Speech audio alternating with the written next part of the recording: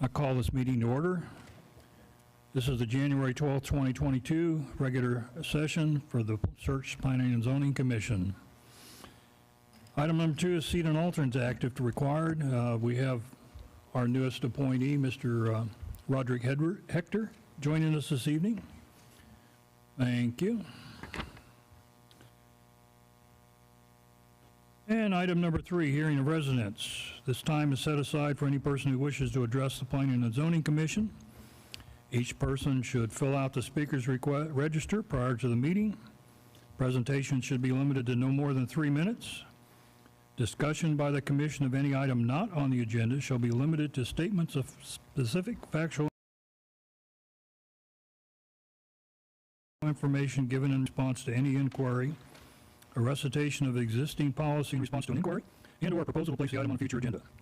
The presiding officer, during the hearing of residents portion of the agenda, will call on those persons who have signed up to speak in the order they have registered. We've got several people signed up tonight. If you're here we have 2 public hearings this evening. If you're here for those public hearings, there's no requirement to sign up. If you have signed up and you're here for that, you have the opportunity to speak twice if you want to. Okay, you can speak during the hearing of residents, and you can also speak during the public hearing. So if I call your name, and you can just let me know. Okay. All right. So first up is Wayne. Yes, thank you, sir. The public hearing. All right, sir. Kelly, yes. No, public hearing? Oh, okay. Ronaldo Montez. Okay. Fay Soul. Public hearing, all righty. Tracy Compost. Public hearing. Jennifer Ramos? Okay. Juan Ramos? Same? And is this Renee Poole? Rana? Okay. Public hearing? Okay. And the other half of that equation, Eric? Public hearing? Okay. All right, well, that's everybody on the list. Thank you.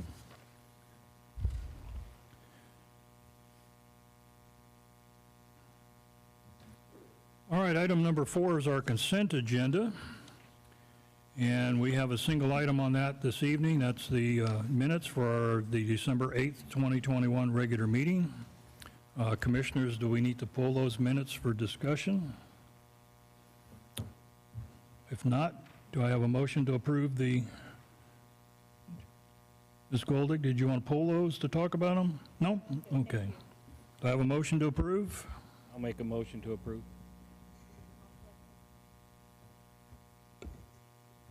Okay, I have a motion to approve the consent agenda from Commissioner Goldick and a second, or by Commissioner Ray, and a second from Commissioner Goldick. There's no discussion on the consent agenda. I'll call for the vote. Aye. Aye. Aye. Aye. Aye. Aye. All righty, let's see here. All right, here comes the fun stuff. Item number 5 is a public hearing, and we have 2 this evening. The Planning and Zoning Commission will hold a public hearing related to zone change requests and replats within this agenda. Public hearing will be open to receive a report from staff, the applicant, the adjoining property owners affected by the applicant's request, and any other interested persons. Upon completion, the public hearing will be closed. The commission will discuss and consider the application and may request additional information from staff or the applicant if required. After deliberation, the commission is asked to consider and act upon the following request and make a recommendation to the City Council if necessary. Item A is ZC 2021-017, hold a public hearing, consider and make a recommendation on a request to amend the comprehensive land use plan by changing approximately 44 acres of the future land use map from mixed-use neighborhood land use designation to single-family residential land use category, generally located 3,650 feet east from the intersection of Schaefer Road and FM 1518, also known as Bear County Property Identification Numbers 309807, 309814, 309837, City of Schertz, Bear County, Texas. Harrison? Good evening, Commission. This is for ZC 2021-017, the Rump and Marshall Tract Comprehensive Land Use Plan Amendment, Megan Harrison, planner. So just to provide some background for Commissioner Hector, as he was not here, this property was brought to us on the December 8, 2021 P&Z. However, there was a misnotice, so therefore it was no motion or action was taken. So it is brought to us again on this meeting. So just to provide reference, the property outlined here in green, making that approximately 44 acres of land. This is Schaefer Road, and then kind of off the map, kind of down here in that bottom corner is FM 1518.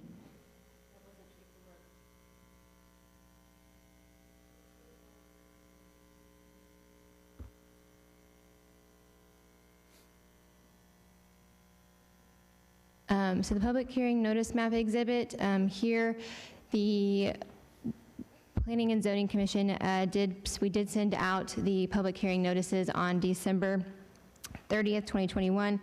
In light of that, we did receive 6 opposition to the to the comp plan amendment.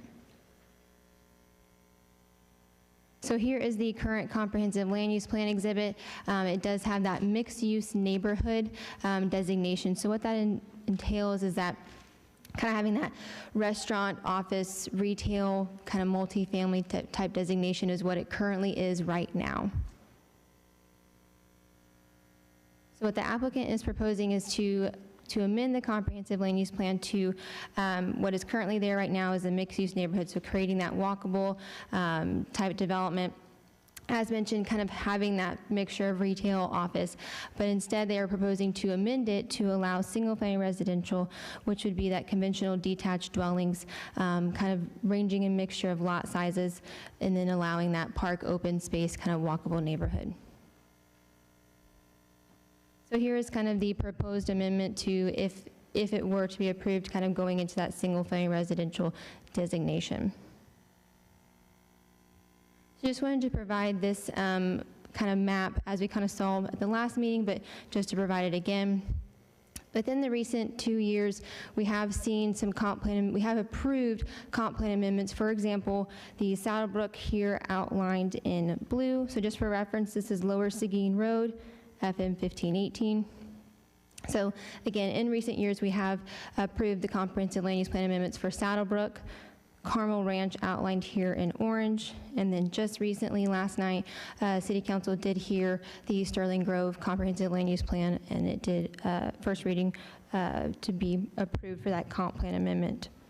So the property here outlined in yellow is the Rump and Marshall Tract.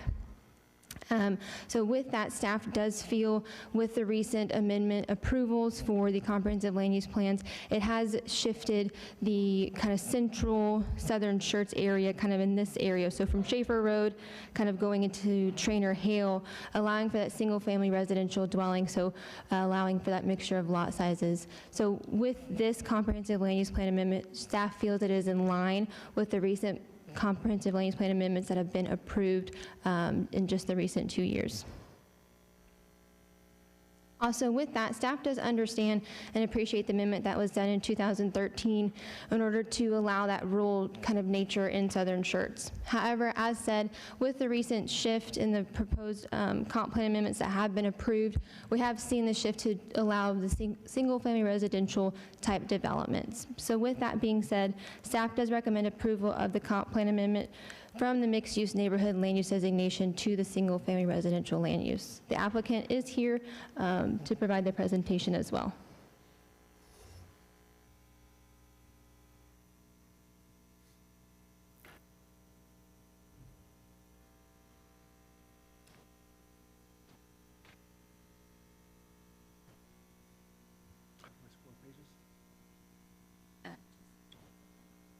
Okay, very good. Thank you. Good evening, Raymond Tarin. I'm with MTR Engineers, 12770 Cimarron Path in San Antonio, Texas. Thank you. So I'm just here to talk about the rump Marshall tracts tonight. As staff mentioned, we are seeking a comp plan amendment from the current land use, which is a higher density use actually that's allowed under the current plan, as opposed to what we're seeking with our plan amendment, which is to take it to single family residential. It's about 44 acres in size.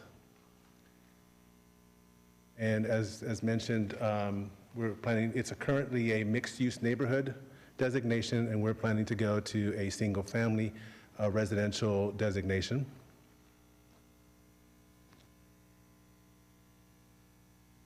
Just to give you an idea of what the project is that we're planning. So we're looking at a residential development that has 80-foot by 120-foot lots. So this is a little bit on the larger side scale of the lot sizes. We've got a curvilinear type shape with what we're bringing the roads in to the project with. We've got some nice cul-de-sacs and ability for circulation in there. We've got a HOA, privately owned park area, stormwater detention area, so we're going to be mitigating for our own stormwater runoff from the project site. We've got 2 access points currently shown to access to Schaefer Road. And then we're also planning to, if we can make it all work with the school district and the city, to propose the extension of Ray Corbett Drive to extend and connect on the backside of the property as well. I don't know, see if I can zoom this thing back in.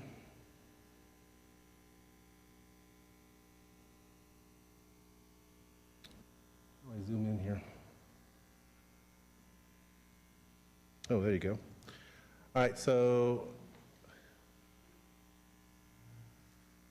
just more specifically speaking to the connection points, we do have the 2 points connecting on the Schaefer Road. So we've got in the first unit, and actually we're planning to do this as one single unit. We'll have the 2 connection points to the development. Gives us good fire access and circulation through the development.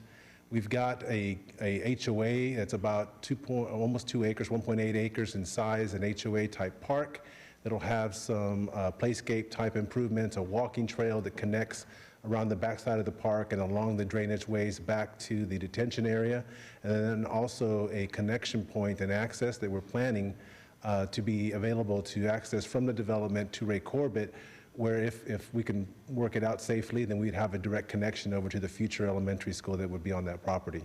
So the property across Ray Corbett here, this actually is owned by Schertz Universal City ISD.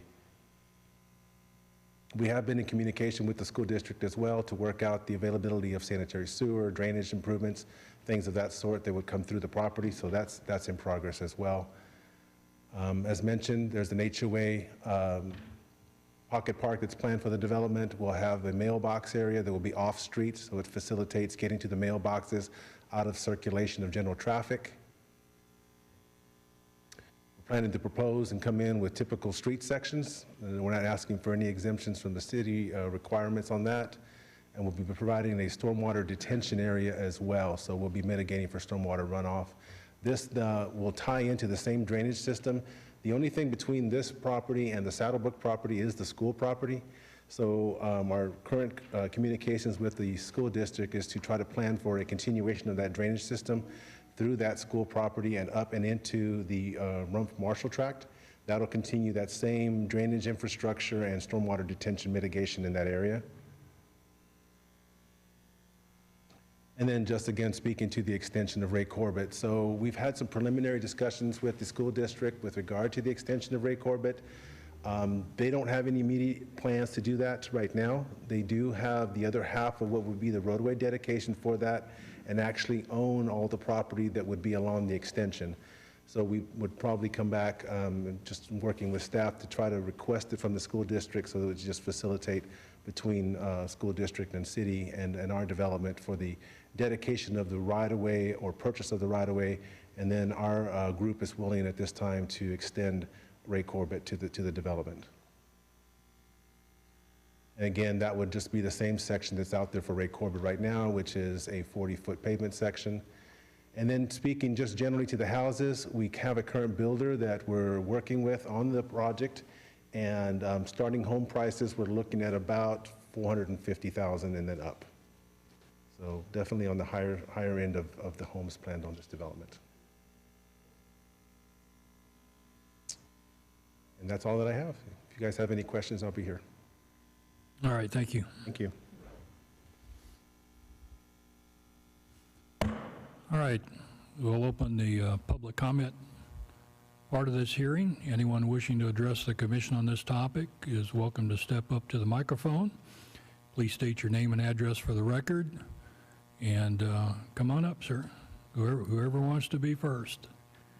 And try to limit your comments to 3 minutes, please, and speak into the microphone so everyone can hear you.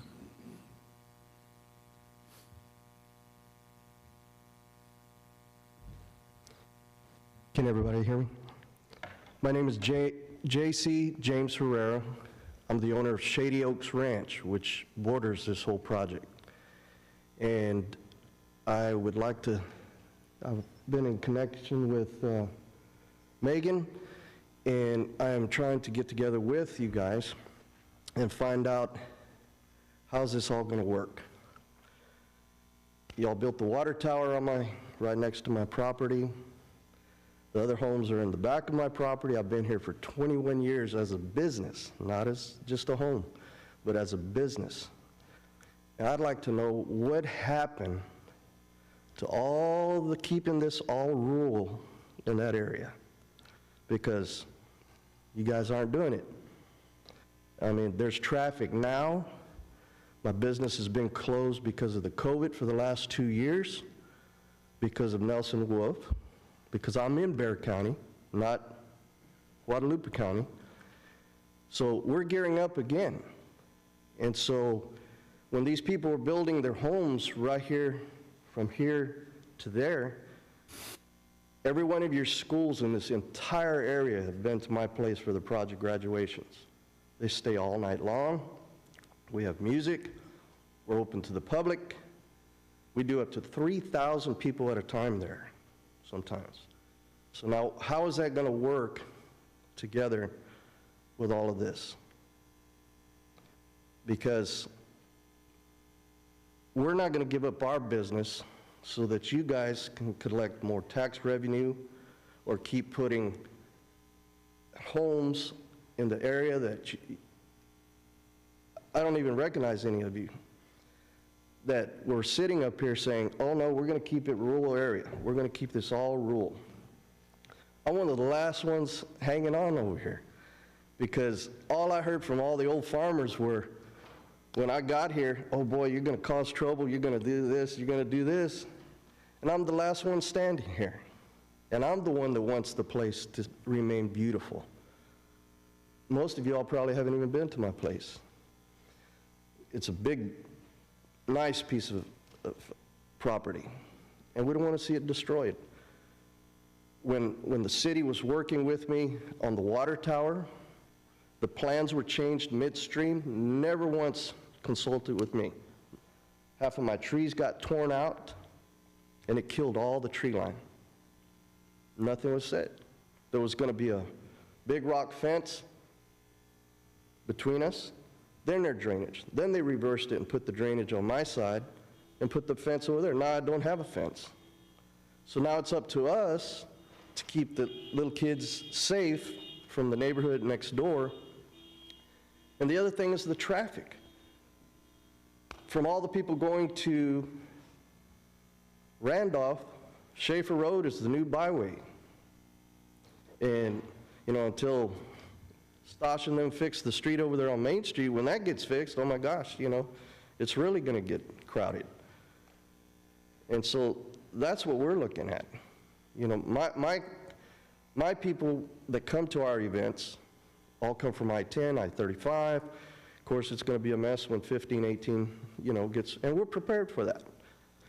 But I just wanted to remind everybody what was said years ago. And, you know, when Crossvine was created, there was going to be this, there was going to be that.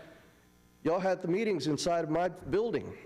So before y'all could have your meetings over here, they were all held in my building. So I hear a lot of this stuff, and then all of a sudden it's completely opposite. So That's all I wanted to voice my opinion is, remember, there's still people that live out here in the country. And we like it that way. And I'm all for it, because it's going to make my business triple. But it's not about the money for me anymore. So I just wanted to say those words. Thank you. You're welcome. Thank you, sir. Who's next? Come on up.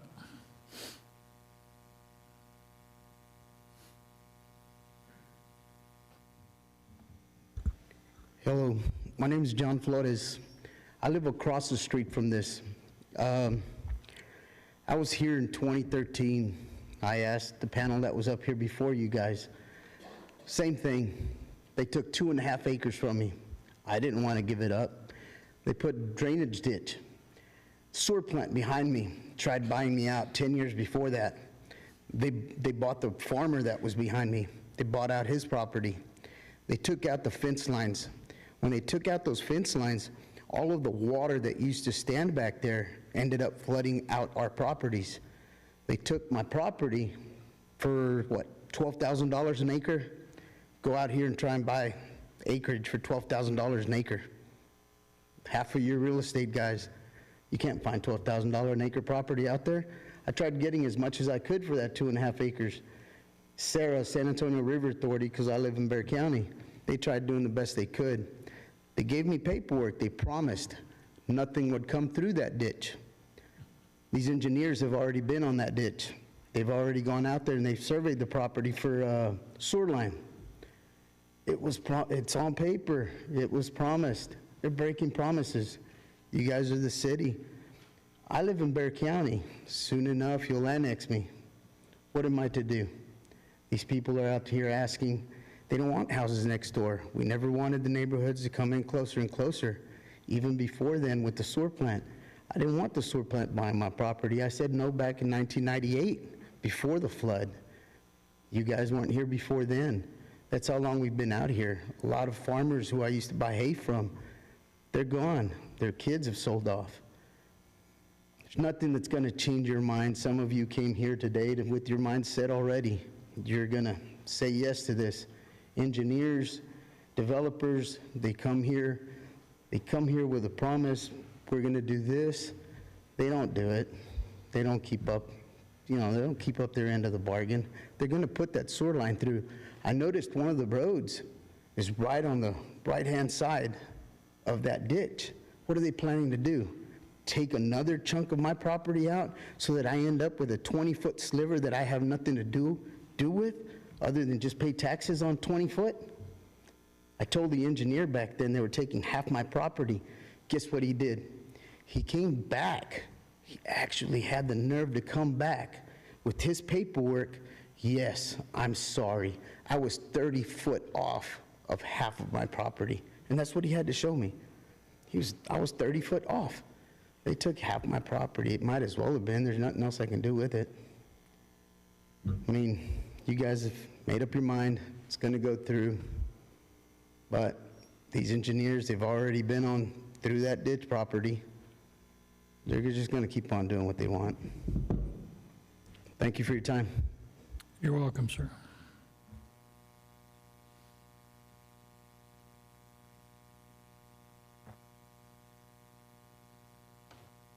My name is Fay Soul. I live at 10792 Texas Valley. We bought our property from Wes Rump's mom and dad. We've been out there a long time. I know once they put Corbett out there, the houses were going to come. But things are just exploding out there in Schaefer Road and FM 1518. The traffic's just a mess. And I don't know what it's going to take. I don't know if somebody has to die on those roads before y'all realize there's too many homes going in out there.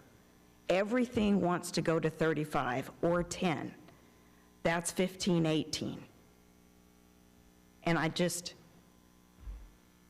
sometimes I feel like I'm just standing up here talking to a wall, that y'all don't listen to any of the residents in Southern Schertz. I hope y'all prove me wrong, and I know y'all don't have the final say. I know the city council has the final say, but just like last night, they approved that 990 homes coming in. And that's just one subdivision. Crossvine is still building. Saddlebrook hasn't started. Carmel Ranch hasn't started. Rhine Valley is still building. I just don't want to see people get hurt when it's after the fact because nothing was done ahead of time. Just put a hold on it or do something.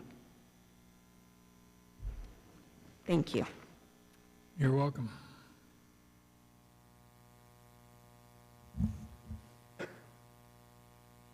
Hi, Tracy Compost. I live at 12340 Schaefer Road. That house is the house my father was born in. He's lived out there all his life. Wes's property used to belong to my grandfather, and it was sold after my grandmother passed away. And my grandfather would have never wanted houses out there, but it's a moot point since he doesn't own it anymore. Are y'all going to put up a fence so we don't have to see a neighborhood? Because we really don't want to see those houses, like really tall, like 20-foot noise abatement fence, because we really don't want to see them. We don't want to see the houses. We live out there because it's rural. We have animals.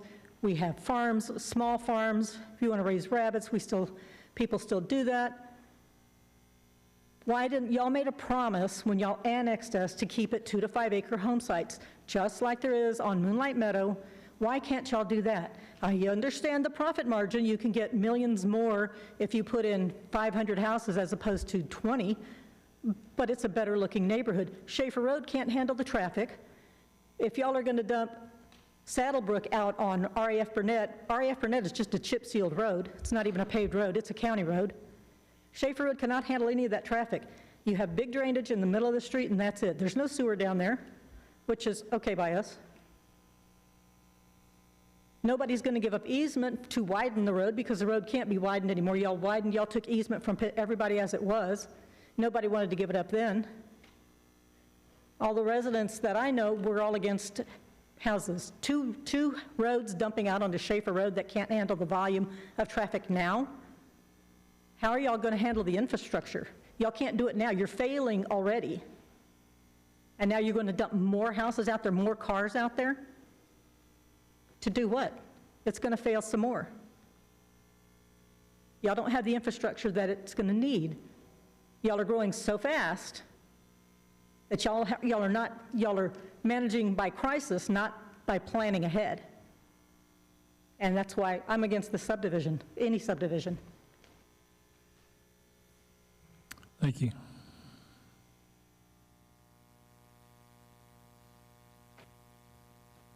Anyone else? Sir, come on up. My name is Wayne Asherbranner, 1200 North Old Bastrop Highway, San Marcos, Texas. I'm the Vice President for Land Acquisitions for Endura Advisory Group, and I happen to be involved with the sale and purchase of this property. So that probably makes me a little biased. I hope you'll understand. I understand the concern about the roads, but as we saw what the engineering team put together, their plan is to extend Ray Corporate Drive, taking a ton of pressure off of Schaefer Road. The easement with the sewer line, that easement already exists and has been in existence forever. We're not taking any additional properties. The new sewer line to service the new lift station will go in with or without this property passing. It's already been approved and the easement already exists, so there won't be any additional properties taken. Some of you all may not be aware of the expansion of 1518. It's got quite a bit of press. I can tell you that all the easements along 1518 have been purchased by TxDOT, and that expansion should happen relatively soon. A lot of discussion over the last 2 days, and I happened to be here last night as well, has been about the comp plan for South Schertz. I don't know how many of you in this room or even on this dais have ever actually sit down and thoroughly read that comp plan. It's quite old, it's quite outdated. I can tell you that comp plan is a very good comp plan when it comes to Northern Schertz. It's well thought out, well put together, and that's where 99% of the energy went into, and as it should at that time. But if you read the comp plan with regards to Southern Schertz, it's extremely elementary, not well thought out, and almost appears to be an afterthought with diagrams, handwritten diagrams that you'd find on the back of a napkin. The good thing is that comp plan is a living document. That's the reason there's something in there to allow for a variance request and allow you all, as well as the council, to authorize a variance request. Look, we've all been caught off guard by what's happening in Central Texas along I-35, and particularly Schertz. It's a lovely area to live. It's very community friendly. You have, and I said this about Brian James last night, I work with a ton of different cities. This staff and Brian James and his folks and you all and council are extremely thorough and comprehensive when reviewing any growth within this city. He does a great job. No shoddy developer or builder or anything of any nature is going to get past that man's desk. Believe me, he's run more than a number out, and I've been with him when he's done it. So the other thing is, I want you to point out to what the engineer said. I believe the engineer said these lots were going to be 80 by 20. That comes out to around a 9,000 square foot lot, 9,600 square feet. If we just look at the comp plan for northern Schertz, the average lot size right now, or what the requirement is 8,000 square feet. So by all regards, this could be considered a large lot neighborhood within this city. Something that everybody was wanting last night. A 9,600 square foot lot, that's quite a large lot, and double what the normal lot sizes are we see in many of the plans we're looking at. So this is not going to be some beat-up neighborhood. We're going to have $450,000 homes, and I'll guarantee you there'll be $550,000 and $600,000 homes in there. A real shining diamond, nice new neighborhood for Southern Schertz, and really is, when we look at redoing the comp plan, and this is my problem with, I shouldn't say a problem, this is the challenge I have with the comp plan right now. If we wait till it will take another year to revisit this comp plan and complete the comp plan. We got behind the 8 ball. I came into this chamber 4 years ago after I reviewed the comp plan I just told you about, and I said, guys, we're in trouble. It's coming. I feel it. I understand that some of you may be realtors. You knew it too. I came in and asked the city, the council at the time, to please start reviewing that comp plan. We will, the budget's not there, blah, blah, blah, blah, blah. 10 years passed, and in that comp plan, it says you were supposed to review that comp plan within that 10-year period, and then the annexation documents would kick in. Guess what? Those should have kicked in a year ago. The city decided to delay annexation another year because we haven't still reviewed the comp plan in the city. To say the very least, that comp plan is outdated. Guys, there's a clash of two values in this room. I understand they want to maintain their property rights, but we have other owners in Southern Schertz that have their property rights as well, their dreams as well. They want the opportunity to sell their properties and realize the best value for their properties. It's an investment. It's a family, generational investment for these people. You have the same thing. If you wanted to sell your home, why should your neighbors dictate to you how you should sell it and the value you should receive of it? This is the hottest real estate market in the entire country right now, right where we are sitting. I heard an estimate of land values in Southern Schertz last night by one of the council people that said $30,000 an acre. Ladies and gentlemen, we are selling that land down there by the square foot, and I believe these landowners should have the right to realize the profits from their investment. We don't want to infringe on their property rights at all. We'll stay on our side of the fence. But I'd ask my landowner for you to consider his and her property rights and allow this to go to council with a strong recommendation from this body. Thank you very much. You're welcome. Anyone else?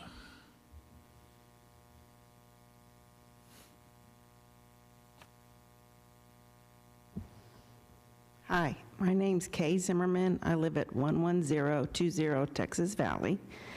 I just want you to know that I oppose the construction. I understand it's the future, but for right now, I'm happy that you guys have not approved 2 or 3 of the previous communities going in. I'm sad the city council doesn't listen to y'all and approves it. I think that's sad. But for right now, I just oppose it, and I don't think it's the right thing to do. And as far as Mr. Rump, and this is just a personal thing, we knew his mom and dad. They would never have sold. I understand what Wes is doing, but I know his mom and dad would have never approved. Thank you. Yes, ma'am. Anyone else on this one? Anyone? All right, public input portion is closed. Let me make a few comments first of all. I'm a little offended. Of course, I can't speak for the other 6 people up here on this dais, okay? But I haven't made up my mind. That's what this meeting's all about, and it offends me that someone thinks this is a slam dunk. We don't work that way. And if you spend any time, as the lady just said, we've had 3 or 4 of these come before this commission, and this commission has recommended denial on every one of them. Now, whether we're going to do that tonight or not, I don't know. As someone pointed out, we don't have final, all we do is make a recommendation to City Council. They make the final decision. Couple of comments on this one. You know, it's, we have a hard time sitting up here. The issue this evening is amending the comp plan from one land use to another. It really has nothing to do with the project that the developer wants to put in. That'll come back up as a zoning issue. We change the land use, they still have to come in and we have to zone it. In all likelihood, it will come in as a planned development district, a PDD. That's typically how they do it, but that comes next.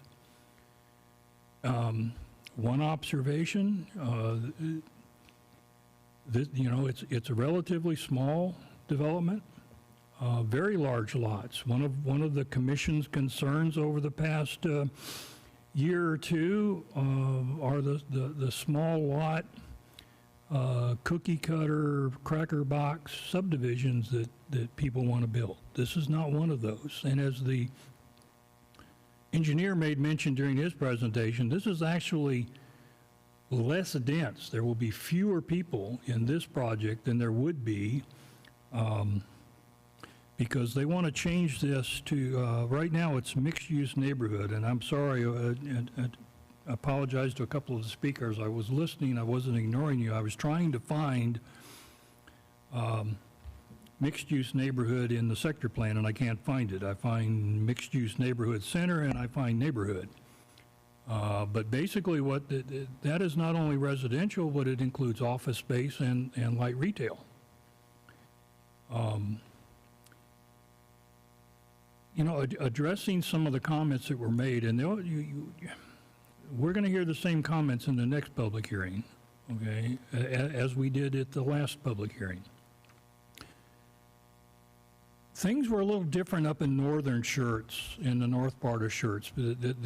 More of the roadway impact, the roadway infrastructure was in place. You know, I live in Savannah Square. I moved in the summer of 1989. And at the time, Savannah didn't connect to Schertz Parkway, so our only way in and out was 3009. It was 2 lanes, 1 lane in each direction. There was a 4-way stop sign at I-35, no traffic lights. And we were only there about a year and a half, and TxDOT came through and widened 3009. You know, the city took it upon themselves to widen Schertz Parkway into that nice 4-lane median street that we have now. And as you go north, most of these subdivisions that are building up there, with 1 or 2 exceptions, are taking their access directly off of 35. and the access road. All they do is build the main road into their subdivision. Well, you take a look at southern Schertz, and we don't have that infrastructure. The land that's being developed, you know, you've got 1518 and you've got Cibolo Creek, and the development is smack in the middle. And the only way to get to that property is Schaefer Road, Lower Seguin Road, Raft Burnett, okay? And it's somewhat disappointing that the infrastructure, you know, I'm always amazed that developers are willing to spend millions of dollars and risk millions of dollars on a subdivision that people access with a 2-lane cow path. And then people have to ride, they drive that road to look at the model and buy their house, and they buy it anyway. And then a year later, they're standing right there at that microphone complaining about the roadway infrastructure. Okay? We hear it. And that's the problem we have down in the southern part of Schertz. You know, we don't really, you're right, we don't have the infrastructure there. Now, why not? Talk to your representatives in Austin. They continue to chip away at the city's authority as to what we can and can't require a developer to do. We used to have a program, now it wasn't a cure-all, but for instance, let's assume that this development was to build. There was a time when they would have been required to improve that part of Schaefer Road that fronted their property. About 4 years ago or so, the state took that authority away from us. We can't require that anymore. Now we do something called rough proportionality. And if the impact that he's putting on that road doesn't exceed the cost, you know, then he doesn't have to do it. Well, his doesn't, and the one next to him doesn't, and the one next to that doesn't, but when you put all three of them together, they sure do. And it leaves us holding the, and by us, I mean the taxpayers, okay? Because it used to be we got little bitty pieces of the roadway improved, and then it was just up to the city or somebody to finish out the little, but we can't do that anymore. Now here's the reality of things. And I don't know if any of you attended council last night or may have watched the video. The folks that talked about the promises the city made to keep that area rural. We did.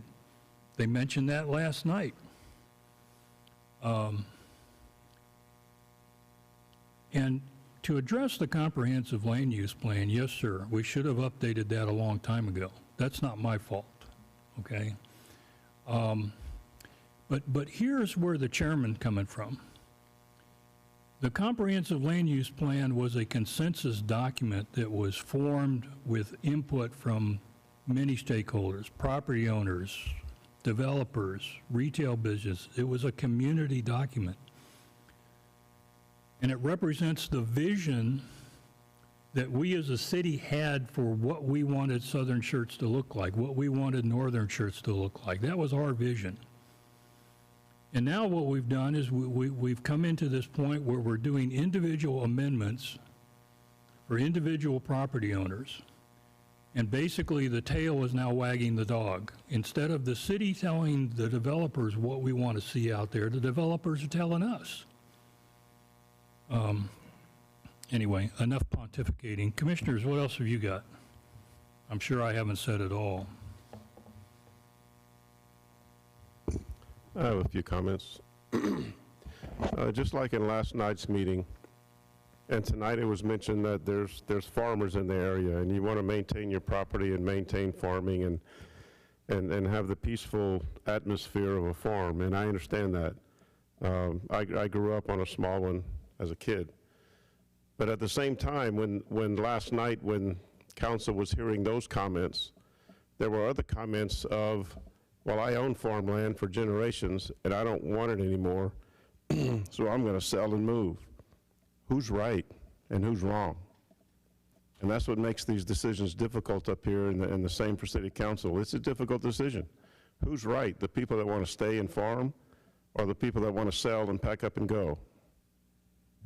I don't know who's right or who's wrong, and I don't know if you even need to answer those kind of questions.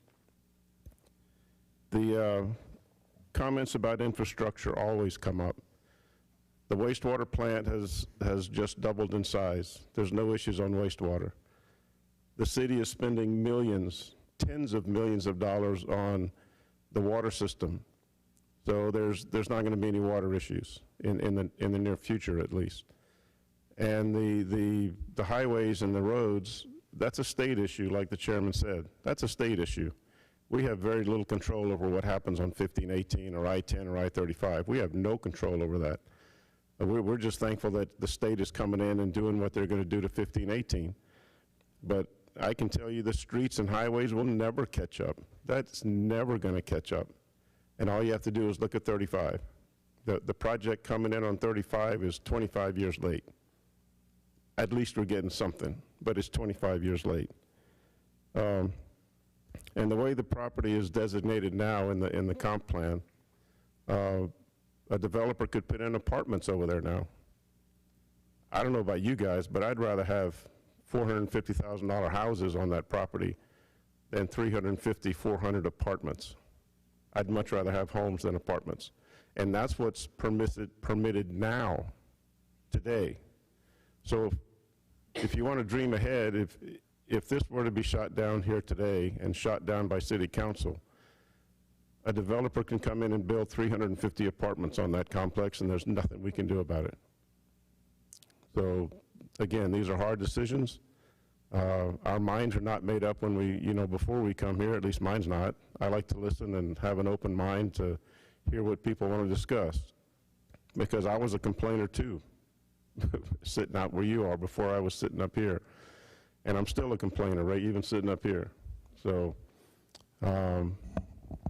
it's hard, and we'll make our decision, and we'll see where it goes.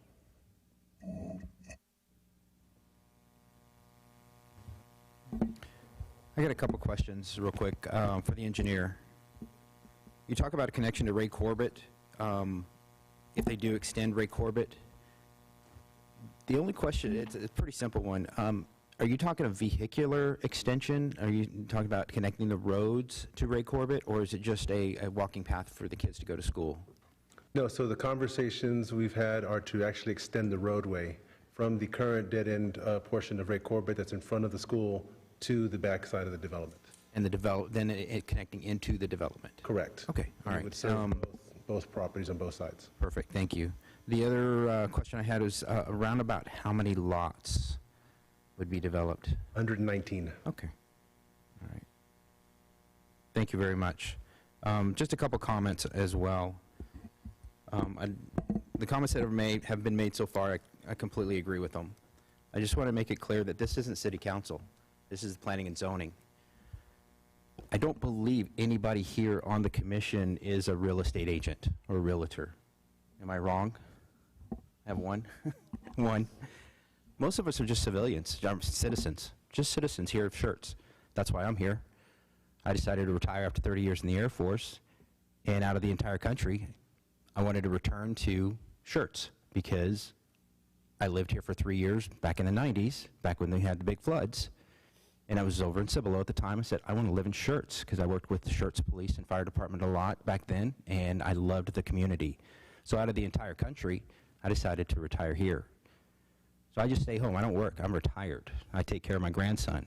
I wanted to come up here on the commission to support the community, to support my community and be part of the community, because I'm going to be here for the rest of my life in the house that I bought.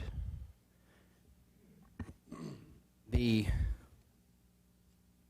struggle that we have up here, and one other thing I want to bring up too, is this commission has recommended disapproval for Saddlebrook, for Carmel Ranch, and for Sterling Grove. City Council views it differently than us. We don't necessarily represent the citizens of Schertz. We are citizens of Schertz. So we struggle with both sides of this, and I struggle with these cases all the time. We are trying to balance property owner rights. The property owner rights is very important in Texas. That's one of the reasons that I live in Texas also, property owner rights. And to deny a property owner right to sell their home, or to sell their property, it does just seem a little wrong at times.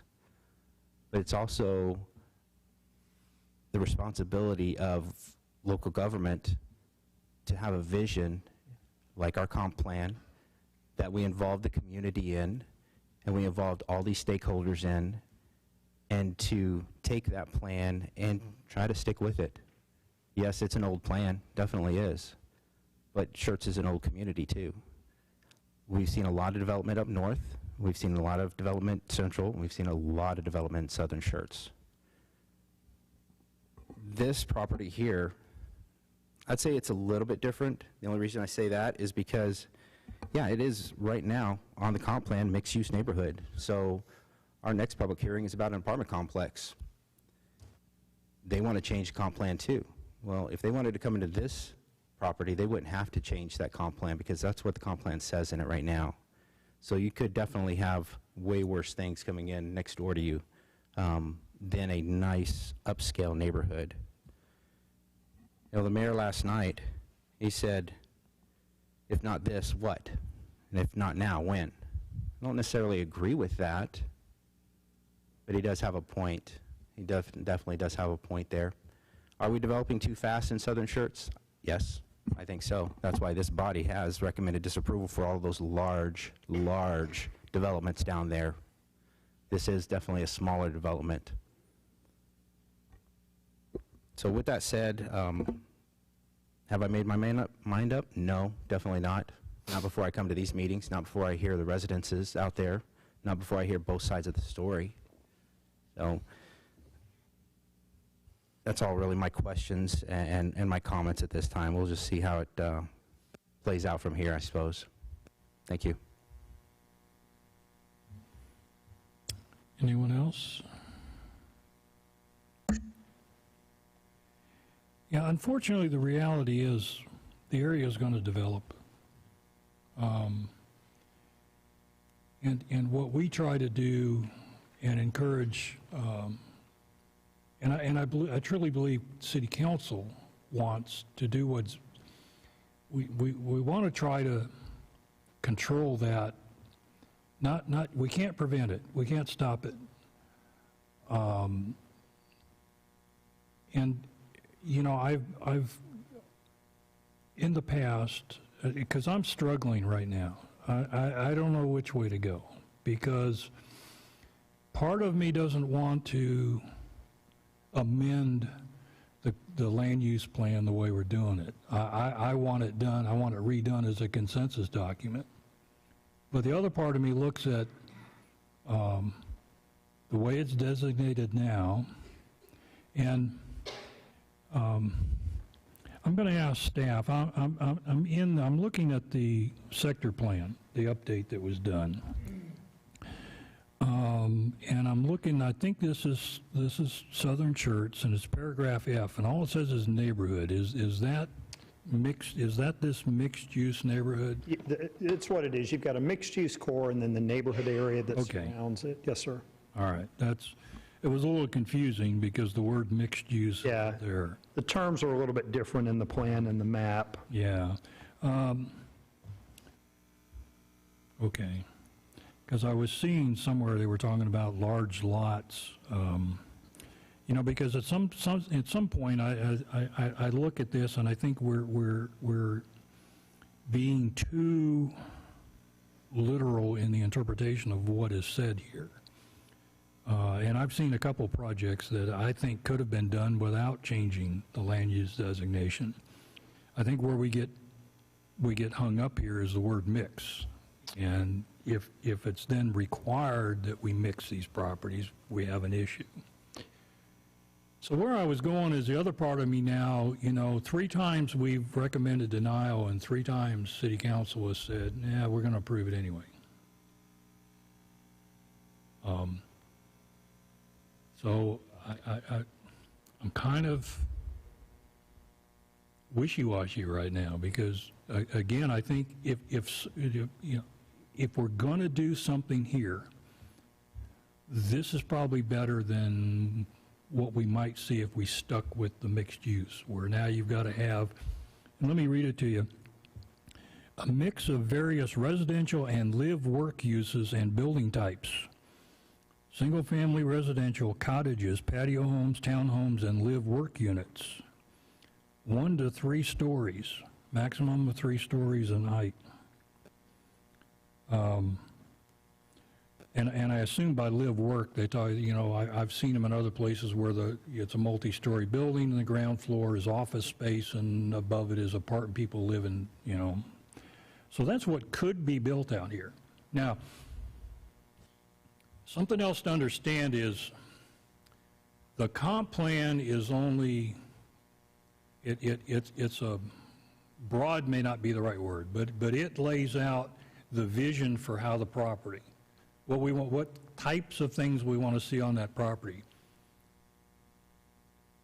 But that property still has to be zoned, okay? And I may have said that earlier. So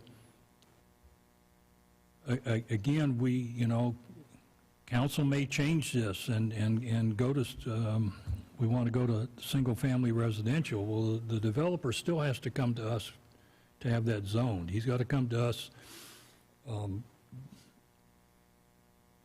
just because we changed the land use plan doesn't give him, the freedom to do whatever he wants out there. So, Ryan, did you want to make some comment? If I could, and I think it goes to some of the points, and there's been some reference to the discussion last night. And I think what I've said is last night's discussion in large part sort of epitomizes the conflict between more rural development and suburban style development coming in. And I think that's what you've heard from a lot of folks up here tonight. The thing I will point out that's also a little bit different on this one, and we'll see if Megan can show us the area we're talking about, is just to be clear, in contrast to what some of the folks have said, when we updated and did the sector plan in 2013, this area was not designated for estate neighborhood or agricultural conservation. As you just noted, it was not designated to stay rural. It was, in fact, designated to develop in a suburban style development. It's just a slightly different form. As you noted, that kind of neighborhood to mixed use, and really what they want to do is go a straight single-family residential development. And frankly, given the work that the committee did, the subcommittee with P&Z and council, they're actually proposing larger lots than we would typically allow going forward. And so I think, just to explain staff's position, as was noted, the current plan would allow it to develop in a way that's not rural and frankly isn't kind of ranchettes, which is what you have across the street. Those properties generally run from a half acre, 2 acres, things like that. There's a little subdivision with mobile homes there. And so, again, doesn't mean folks should like it, doesn't mean necessarily the Planning and Zoning Commission should vote for it, but I will say that it is not, in staff's mind, a substantial amendment to the comp plan where we're radically changing the vision for this area. It's basically say, rather than being a little more mixed use, we're going more of a traditional residential format with it. The other thing I'll note, and that this is part of it in the challenge as well, is this area has changed tremendously over time. It was curious last night to hear a number of people get up and say, our relatives, our ancestors, they cleared this land by hand 100 years ago. And probably what they did not mean, but what sort of resonated with me is that was a change in the land use at the time. It went from, frankly, undeveloped to agriculture. And so there is this trend of things change over time. It was noted that we live in Texas for a lot of good reasons. Texas is, I think from the census, the 3rd fastest growing state. From 2010 to 2020, Schertz grew from just over 30,000 to just over 40,000. It was noted and maybe skimmed over, this property is under a development agreement. It's not currently in the city limits. City went out, entered into development agreements so that we had some zoning control over property, because frankly, if it's not zoned, or if it's not in the city, we don't have zoning control over anything that can happen with it. So again, this isn't to say that I think what I've said is going to change people's minds. Frankly, it reaffirmed it that, yep, we want it to stay the way it is, and we don't like this kind of development. But I think it really is important to contrast what the current plan calls for, how the plan is changing and adjusting from that, going forward with this and that issue going forward. Because frankly, if the applicant, if this were denied and they came back in with a request, likely and just said, we want to, at this point, annex and zone, we would likely support a more dense form of development than what's proposed here. So just wanted to make that point. Well, that's what, this one is a little different from the ones that have come before. You know, as was mentioned last night, it's a big leap to go from estate neighborhood to single-family residential. This one's not quite as big a step. And again, as Commissioner Odom said, I quoted the mayor as saying, if not this, then what? If not now, then when? Something's coming. And, you know, we can either go with something that looks like it's less obtrusive than what could possibly, you know, if this one doesn't get approved, you know, it's kind of like the old zoning cases where somebody wants to go from general business to neighborhood services and people object to it without realizing that neighborhood services is a lot better than general business. Now, I understand the concerns of the and I'm sorry, I've forgotten the name. I've been to that event center out there. Because that is going to, you know, putting a residential neighborhood in there, that's going to, without doubt, cause problems for him. But as we've said in the past, you know, the city's got that covered, that we've got noise ordinances and, you know, things like, but anyway. So yes, any further discussion, commissioners? I do have a question. Go ahead. Maybe you can answer this, Mr. James. Sure. The lot size requirements for mixed-use neighborhood as it is now are what? I can't find that. There's not a particular lot size requirement. It sort of describes the development form. If the developer kept it exactly the way it is now and wanted to put houses in there, what is the requirement for them for residential lot sizes? So I want to say there's not a minimum lot size per se. The issue would be a mix of lot sizes and typically a denser mix. So it would be a mix of product types, but typically denser than what they're proposing. But the comp plan doesn't lay out minimum lot sizes in this case. Right, because what would happen, Commissioner Platt, is even though the project that they were proposing fit the land use designation, they still have to get the zoning. That's right. Land use designation is not zoning. So if they wanted to do they'd have to come in and ask for an R1, an R6, a PDD. Yep. And that's where you find the minimum lot size requirements and things like that. You know, the only one that's really clear cut of all this is the state neighborhood. That one's pretty clear cut, half acre or bigger. Okay, but the rest of these don't have anything like that. But even then, you can do cluster development. Yeah. Now, I will remind, you know, I made one comment to Mr. James before the meeting. If you look at the sector plan, Crossvine, that land use designation is estate neighborhood. Okay? So the city's already blown it on the west side of 1518. And you'll note that Crossvine was owned before the sector plan was even done. Now, I'll add one more comment. There's no doubt in my mind, not a single doubt, that if my concern is that when we get around to doing the comp plan, there's not going to be anything left to plan. It's already going to, we'll have done it for them through amendments.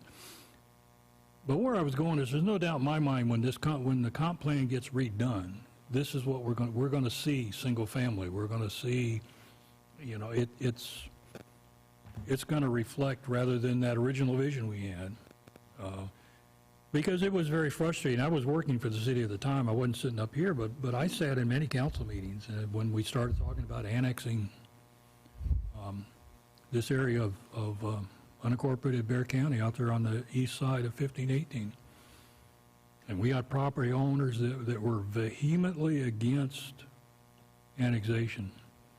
We don't want it. We've been out there forever. We're never going to sell, yada, yada, yada. And now, you know, 10 years later, we still have some of those folks. But by and large now, the coin is, you know, we're seeing the other side of that, to where whether they're heirs or just people that are tired of working the property and they want to sell. So, in fact, we heard from a lot of them when we wanted sewer easements, but. We did. All right, so commissioners, what we have, the action we're to take tonight is to make a recommendation to City Council, and we can either recommend approval of this land use amendment, or we can recommend they deny it. And so that's what we're looking for right now, is a motion one way or the other.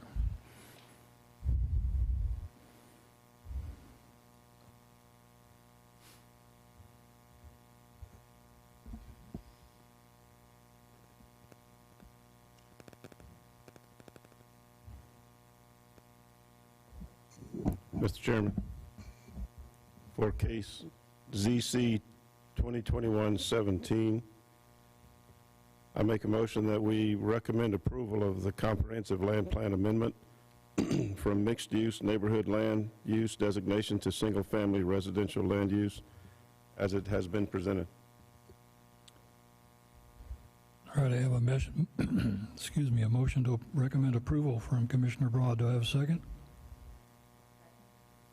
I have a second from Commissioner Goldick. Any further discussion, questions, comments? Okay, once again, this is a motion to recommend to City Council that they approve ZC 2021-017. I'll call the vote. Aye. Aye. Aye. Aye.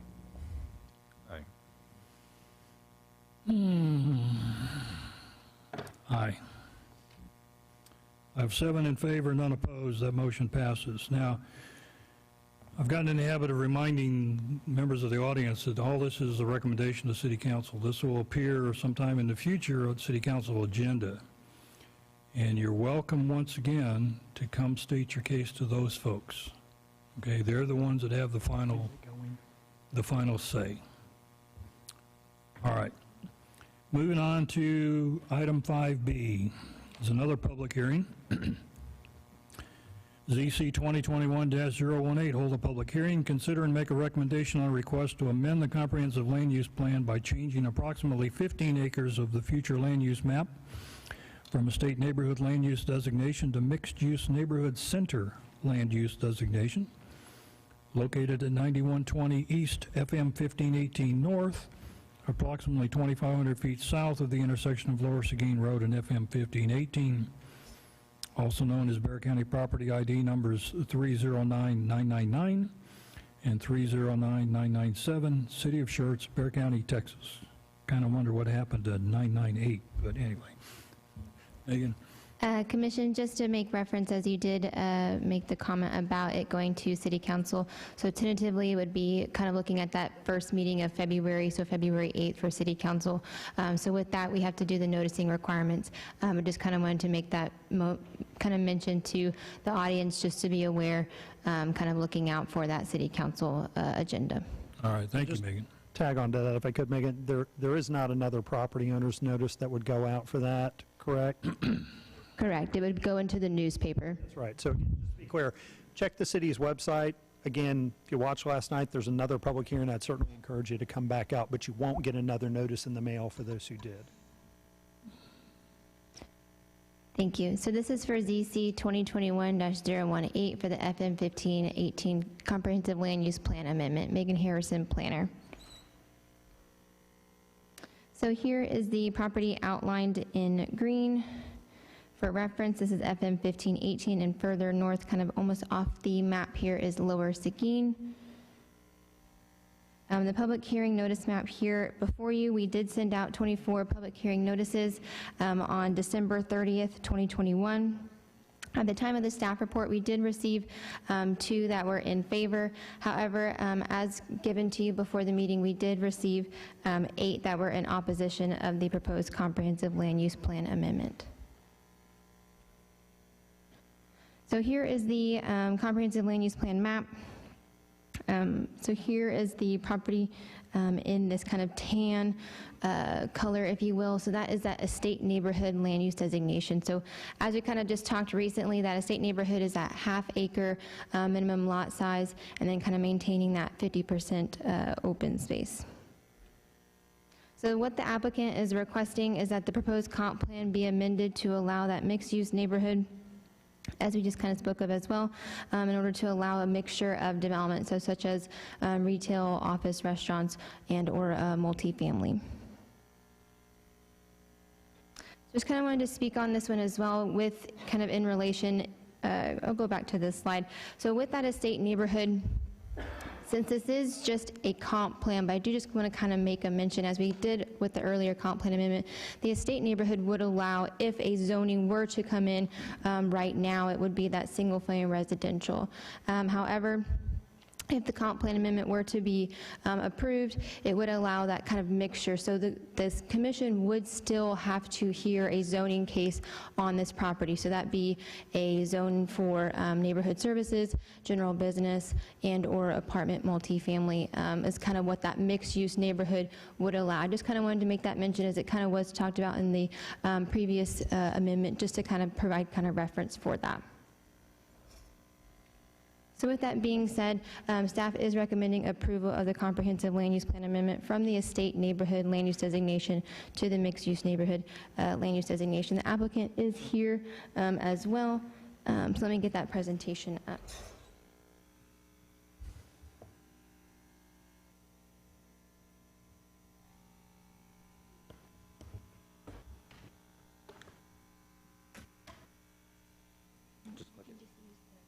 Oh, that's fine.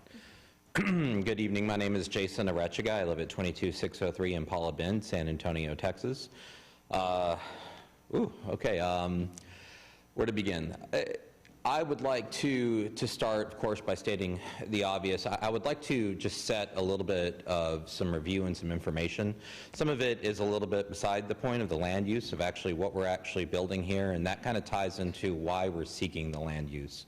So yes, we are looking to develop apartments here. We're looking to develop an apartment community, and we're looking to develop it for those, for affordable workforce housing. And I have a slide on who that is a little bit further, but ultimately what it boils down to are residents of Schertz that make around $50,000 to $55,000 a year. We've been looking around a lot of areas of the city, looking for areas that might be appropriate to develop.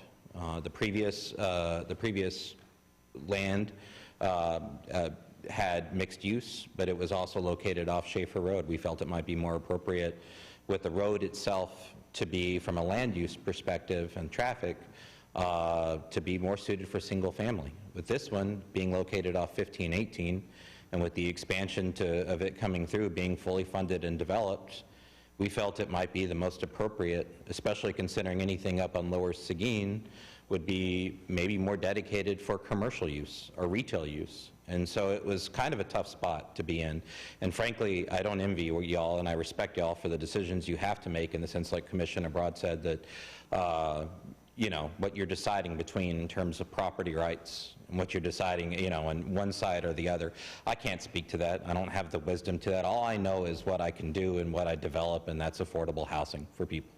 So that's where I would like to begin with that, and that's what we're trying to do. Now, it's up to y'all, the wisdom of where we can get to that on zoning or not. Again, this is on 1518. Y'all are familiar with the area. I'll go a little bit into about who we are I represent the NRP group. We are a multi-tiered organization, development, construction, and management, so the buck stops with us. If you come and look at any of our deals that we've built, they look great today. Of course they are. They're brand new. How are they going to look 15 years from now? And that's an important thing that I think a lot of people ask when apartments come in their community.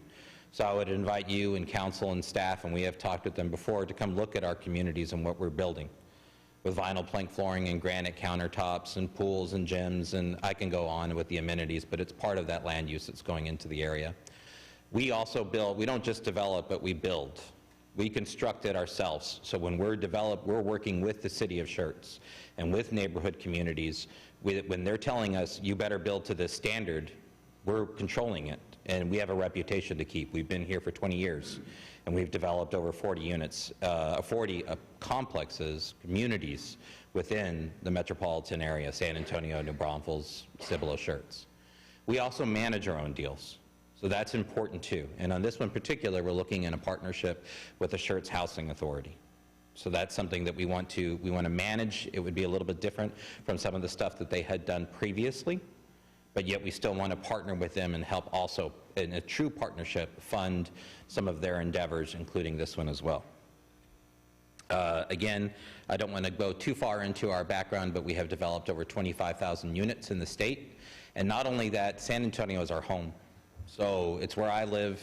It's where our headquarters is, that in Cleveland, Ohio. That's our first headquarters. Our second headquarters, and that in Texas is in San Antonio. So this is where I live, and this is where when I have issues, because sometimes they come up on properties that happen, you know, when they call me a couple years down the line, say the elevator broke. Well, yeah, we're there to fix it.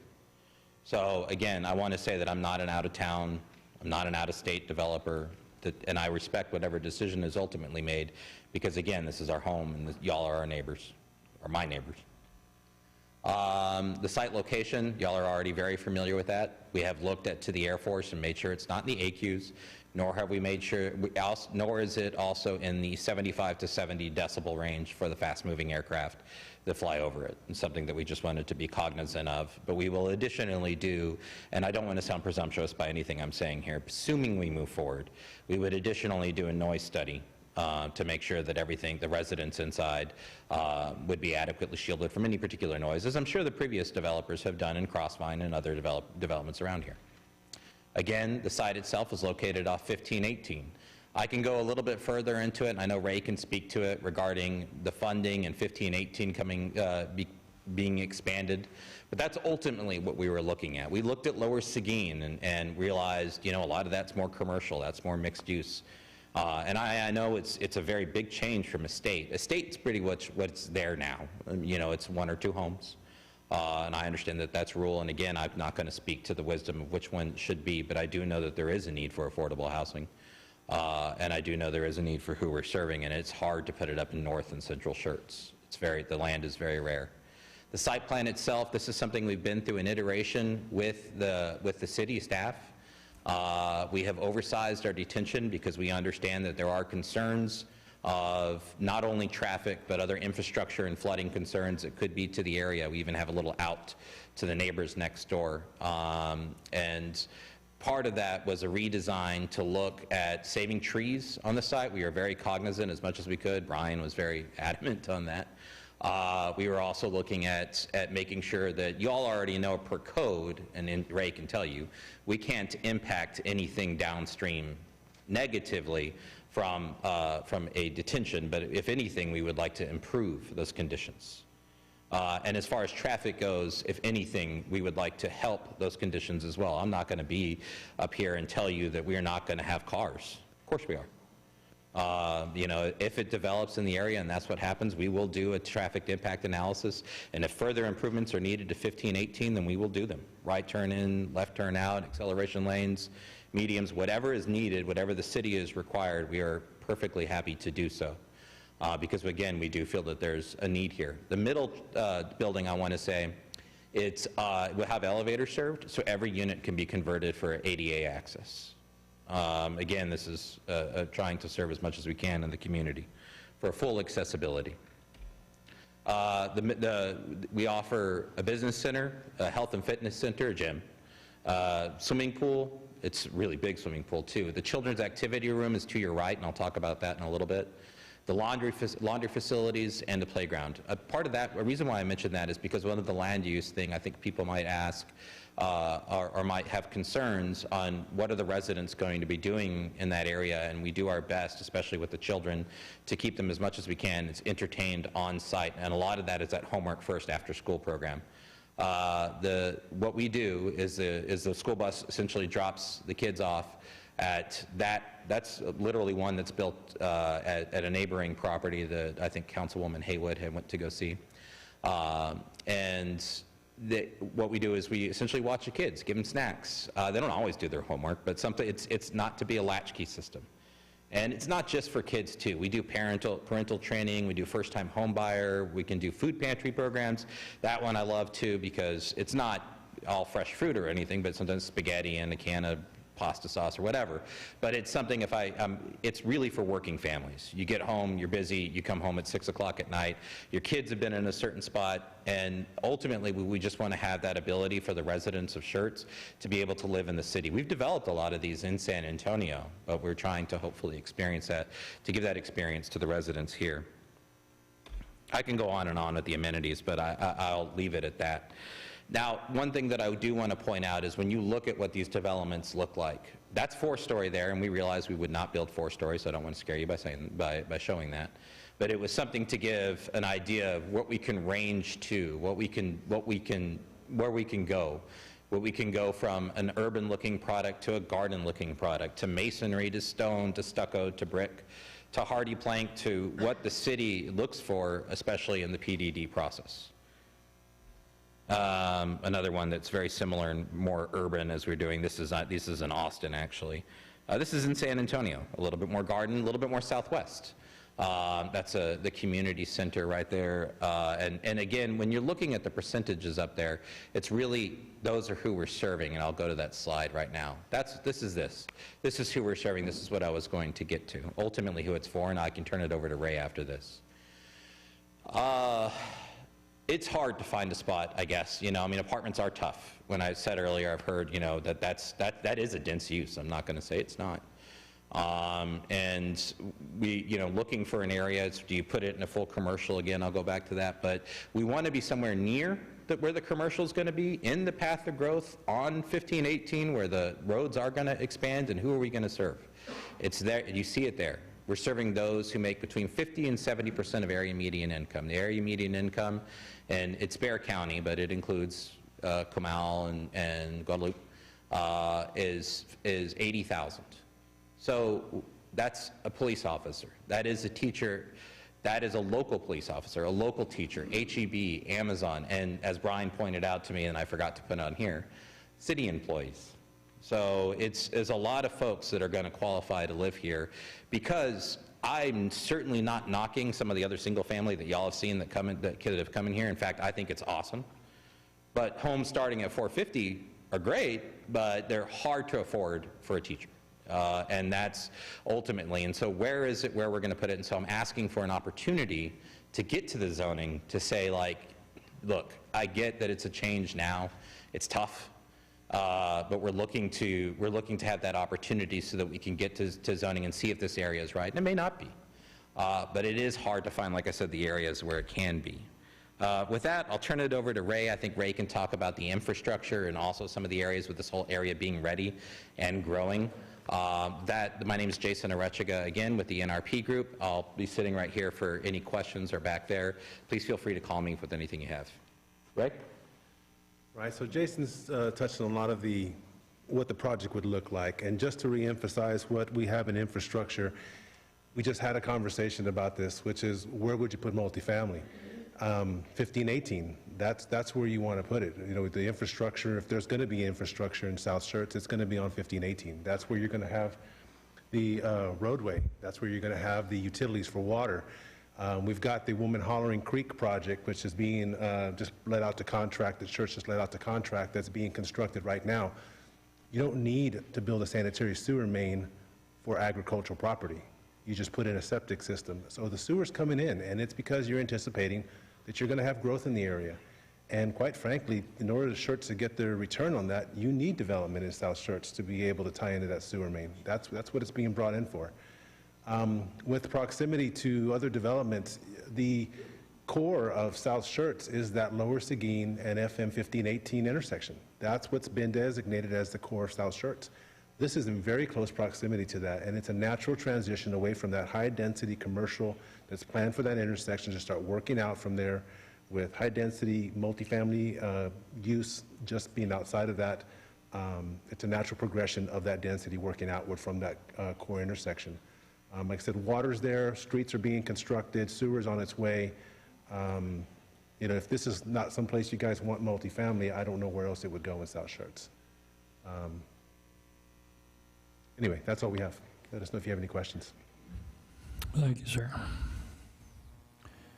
All righty, once again, this is a public hearing, and before I open it for public comment, I'll go back and remind everyone you're all free, if you would please, to try to keep it to 3 minutes, and I'll open it for public comment. Anyone wishing to address the commission on this topic, welcome to step up to the microphone. Please state your name and address for the record.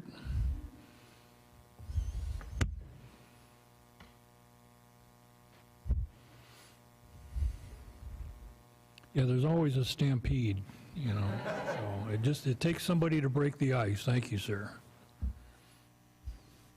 Hi, my name's Adrian Perez. I live in 12015 Rock Route, which is in the Crossvine.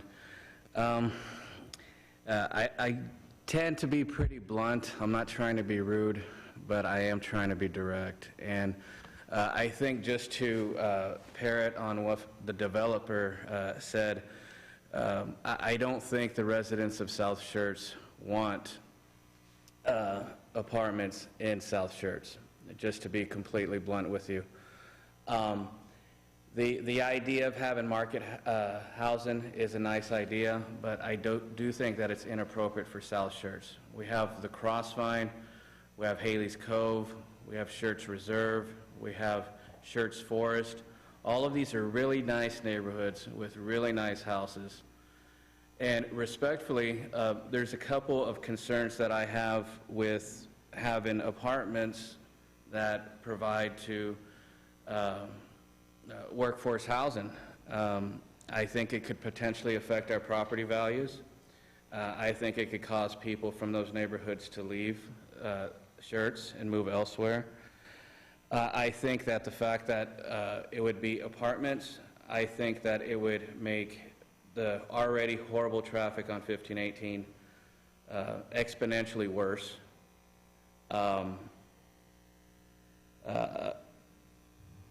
The speed limit on 1518 is 55, and people routinely drive 80 on it.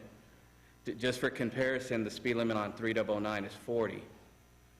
So we're looking at a small two-lane country road, potentially with thousands of more vehicles on the road, and I just think that it would be inappropriate.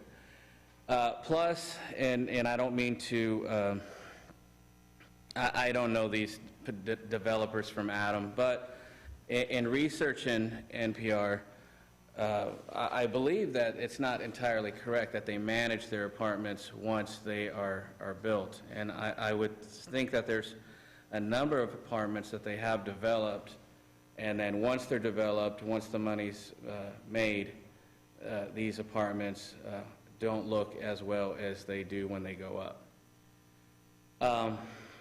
Now, aside from that, with the current plan, I think that the potential of having houses on that plot of the estate size, I think that would be beautifully for that area. And I think we should keep it like that. So I appreciate your time. Yes, sir. Thank you.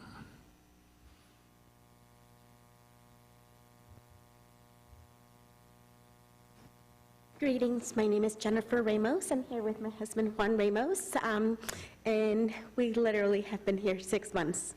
We are your military family that just relocated from North Dakota. We actually are about to buy land in Schertz in the surrounding area. So my address is 12021 Vignette, which literally faces back. We're parents of 4, and we serve the military. My job in the military is actually managing housing for our military throughout the world. So I know what it is to manage respectfully apartment complexes and the upkeep that it takes and all of the safety issues that come with apartments versus perhaps condos or, so my problem is not with affordable living because we are an enlisted family, so we have lived on very limited funds, but the reason why we chose to live in Schertz, it was to give our life, our children, the country living that these amazing families have built a community to be. So that's what is being sold.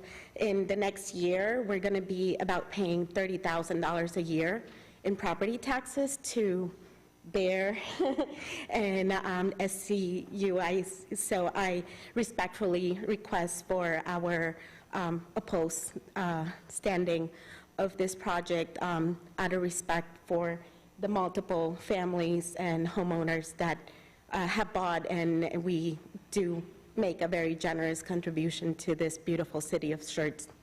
Thank you. You're welcome.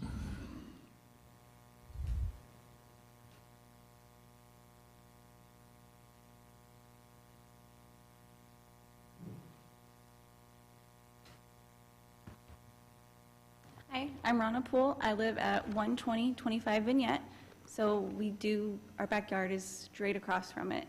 The thing that led us there is beautiful farmland. I get it, I can't control that they want to sell. I wish they didn't. My son loves to sit on the brick wall and watch the cows. We recently just moved here the last month, so sadly those cows are his best friends right now. But that's beside the point. I want to start off the traffic. We knew it was already a little busy. Adding apartment complexes is going to increase it immensely besides individual homes. We have a fire department just right down the corner. You increase the traffic, what's our first responders going to do? They already have nowhere to pull over. Have a wreck, where are they going to help the patient? So we have to consider that too.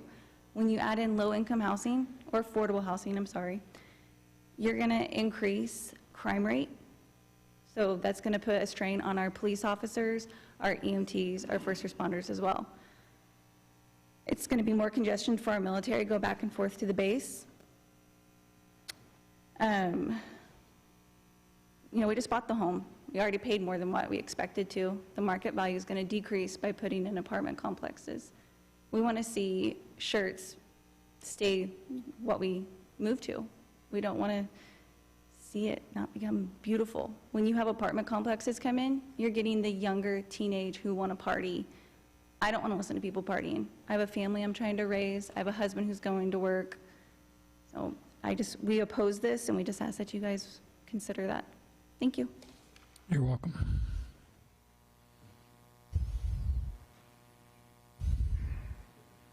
Sorry, I'm taking up so much of y'all's time this evening. My name is Wayne Asherbranner. I live at 1200 North Old Bastrop Highway, San Marcos, Texas. Vice President of Land Acquisition for Endura Advisory Group, and I'm affiliated with this property both on the sale and the purchase. There's so many, I love coming to these meetings and listening to all the fear that people have, and it's challenging sometimes, I know, because I deal with it quite a bit, and I've had it myself. So I'm very, very, very empathetic to that. But some of the people in this room may not know that 3 apartment complex or multifamily situations have already been approved in southern Schertz. One is planned for next to the charter school, one just off the corner of 1518 and Lower Seguin Road within Crossline. Both of these are within Crossline. And then there's assisted living situation that's been approved part of the MDP approval for cross-buying, again at the 1518 and Lower Seguin Road intersection. So apartment complexes may not be, beg your pardon? Apartment complexes, they're not going to bring the cost of living or the value of the properties down. I'd encourage each of you to go buy an NRP property. And I'm here to talk about my property, but there's been several things that have been said that I just have to address briefly. It's a high-quality neighborhood, very, very, very good community services. Their elevations are flawless and are designed to meet the staff's requirements. Great neighborhoods. But this property in particular, the comp plan asks for there to be at the intersection of Lower Seguin Road and 1518 a live, work, play, Schertz city environment, Schertz Center South living environment. This property really fits in and is congruent with the current comp plan in that it's 1.5 miles south of that intersection, a little about 1.6 miles from the junior high, and a little more than that from the elementary school. People that live in this neighborhood would have the ability to walk, bike, and have a comfortable, leisurely stroll down through that environment once those retail stores start coming into place. And they will. They will once we grow the population down there enough for that to happen. But what this complex will do is allow the people, the teachers that teach at the junior high and the elementary, the firemen that work at the fire station, the people that are going to be employed by those retail businesses there at that intersection to have a comfortable place to live within a comfortable distance from their property. I hate the term, low-income housing. It's just derogatory all the way around to both the people who use it and the people who hear it. This is simply workforce housing. Schertz, excuse me, is in desperate need of some additional workforce housing. The people that service you in this community can't live in this community. It's awkward. One other point, this property is currently annexed into the city of Schertz already. It went through voluntary annexation. However, it has not been zoned at this point. Let me see here. This presents a real opportunity for this community and this part of the city. We're experiencing a lot of growth down here, and there's going to be a lot of requests coming your way, and you're already feeling the pressure, and it's probably only going to get more intense. One of the things that has been a major concern is traffic. Traffic, traffic, traffic. I encourage each of you to go home and look at the major thoroughfare plan for southern Schertz with the extension of 3009, the widening of 1518, and additional arterials throughout that whole region. As these developers go in and put neighborhoods into that area, they are required to set aside the roadways for that future extension of 3009. This property, and correct me if I'm wrong, will probably not be inhabitable for another 2 years before we actually start putting individuals in this thing. TxDOT is getting ready to kick off the expansion of 1518, and I'm sorry I don't know the exact construction schedule, but I think it's something we should consider. So by the time, and it may be pretty coincide with each other pretty close, by the time 1518 is expanded to a 4-lane, we already know they're going to put in turn lanes, exit lanes, and work with TxDOT to ensure that traffic situation there. I don't know that it's going to be overly burdensome to the traffic on 1518. I really believe this is works well with the comp plan as the way it is written with Schertz Center South with that work, live, play environment. It will have the opportunity for people that live down there and work down there. I just want to reiterate that. I think it's so important for our school teachers and our firemen and other people that work in the service industry to have an adequate place to live. Go look at these complexes. They're above average. They don't fall to pieces. The one last part, and I knew I had one more thing to say. The relationship they're going to have with the Schertz Housing Authority is pretty innovative. The council got pretty well schooled on that last night, and I was pretty well schooled on it, and I thought it was very innovative.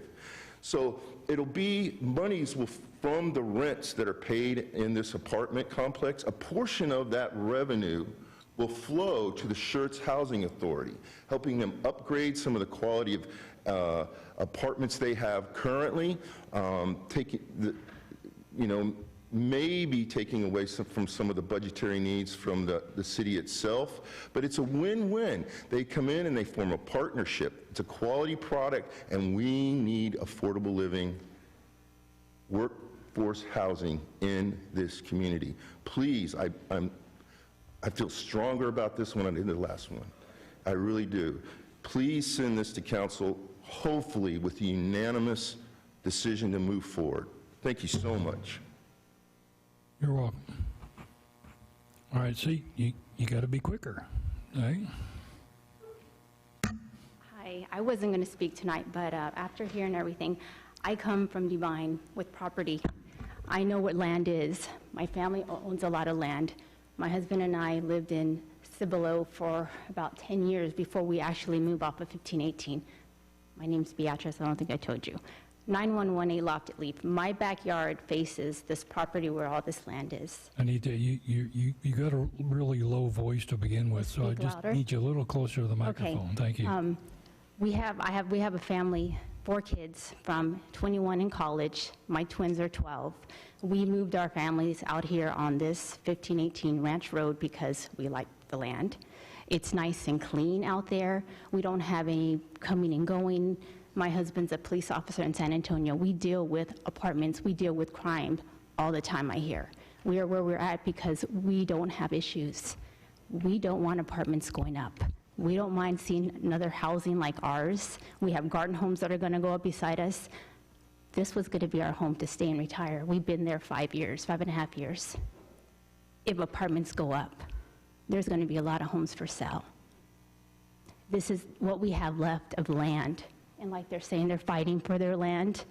Yeah, if they don't want to sell, then let somebody else like us go buy their land, because that's what we want. There's nothing out here like that anymore that's affordable. We had land in Divine that, yeah, we got for $30,000, 5 acres. We don't find that here. We like this area. It's a military city. I work here in Schertz at a dental office. The people we have are great people. They do well, good families. I'm not saying there's not anybody, kids that are not or anything, but if we bring apartments, we're going to have a lot more problems and issues. We hardly see the Schertz police out where we're at because we are so far out into the country. We have trash pickup once a week because we are so far out. And we're going to add apartments to our area. My children went to Rose Garden. They're now over here in Cibolo going to school, commuting until they go next year to Corbett. There are so many families coming out of the schools, Rose Garden and Corbett, that are almost in accidents because nobody's letting them turn. And you want to add apartments here now. We're against apartments. We're okay with some estates up there, but not apartments, please. My husband has a little bit to say. Okay. Hello, my name is Ronaldo Montes. I've been a police officer for 20 years. I lived in San Antonio growing up, and I moved out here about 20 years ago. I love it out here. It has a small town community, and we moved out here. We lived in Cibolo, but we moved out here in Schertz off 1518. I love coming out in my backyard, seeing cows. Hell, I love seeing that trailer home right there. I don't want to see apartments. With apartments, it's going to be more people. It's going to be higher traffic. There's going to be more crime. Burglary of vehicles, burglary of houses, narcotics. There's going to be too much traffic going on, too much people traffic. I understand people need affordable housing. I get that. I didn't come from nothing. I made a little bit of myself. Now, I was able to buy a new home, and I don't want to see apartments out there. Now, these folks over here, I appreciate their proposal and all that, but this guy over here said he's our neighbor. He's not our neighbor. He doesn't live in our community. They're about trying to make money over here. They don't care. They don't live in our community. That's going to be nothing but traffic. It's going to be hard for me to sell my house. Who's going to want to come outside and look at apartments? It's a terrible idea. I don't think you guys should pass this. This is not Austin, this is not San Antonio, it's Schertz, Texas. You know, I like the way it is. You know, I just don't think it's a good idea. You know, I don't want to see a convenience store, apartments. You know, I'd rather see homes. You know, I know these gentlemen out here, they have property and they want to see homes. I get that. You know, if I could afford 30, 40 acres, you know, I would buy it too, and I wouldn't want nobody telling me what to do on my property. But I can't afford that. But you know, I got my little piece of property. I definitely do not want to see apartment complex, you know, looking outside my house. That's all I got. Hope you guys make the right decision. You guys are from here. You know, you're from here. You know, sorry I get a little edgy because that's my property. I work hard for what I have, and I want to see people, you know, taking that stuff away from me. Thank you very much. I understand completely, sir. Thank you for your service, by the way.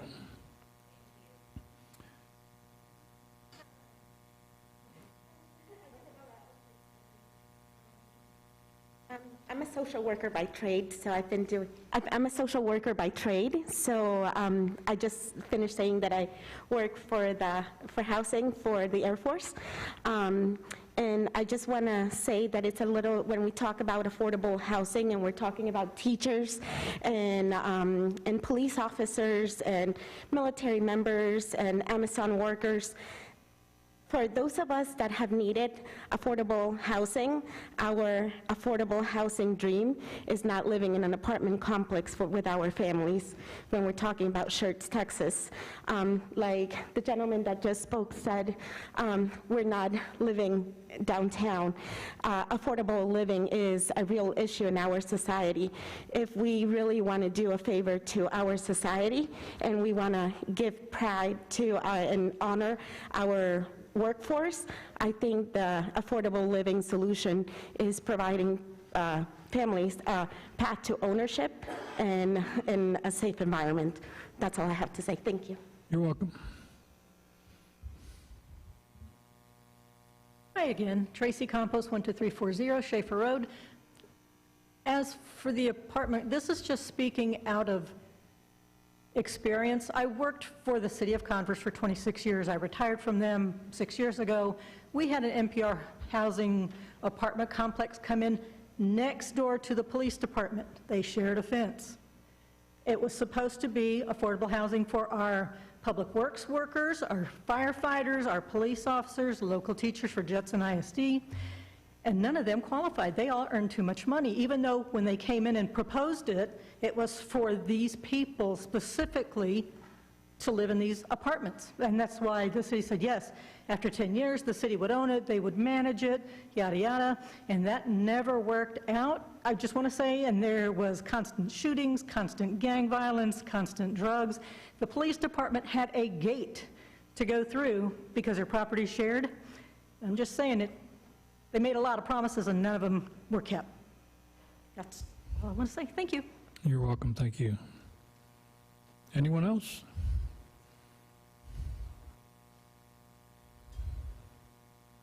I bring reinforcements, huh? Yes, sir. My name is Karen Dalla. I live at 9120 East FM 1518 North in Schertz.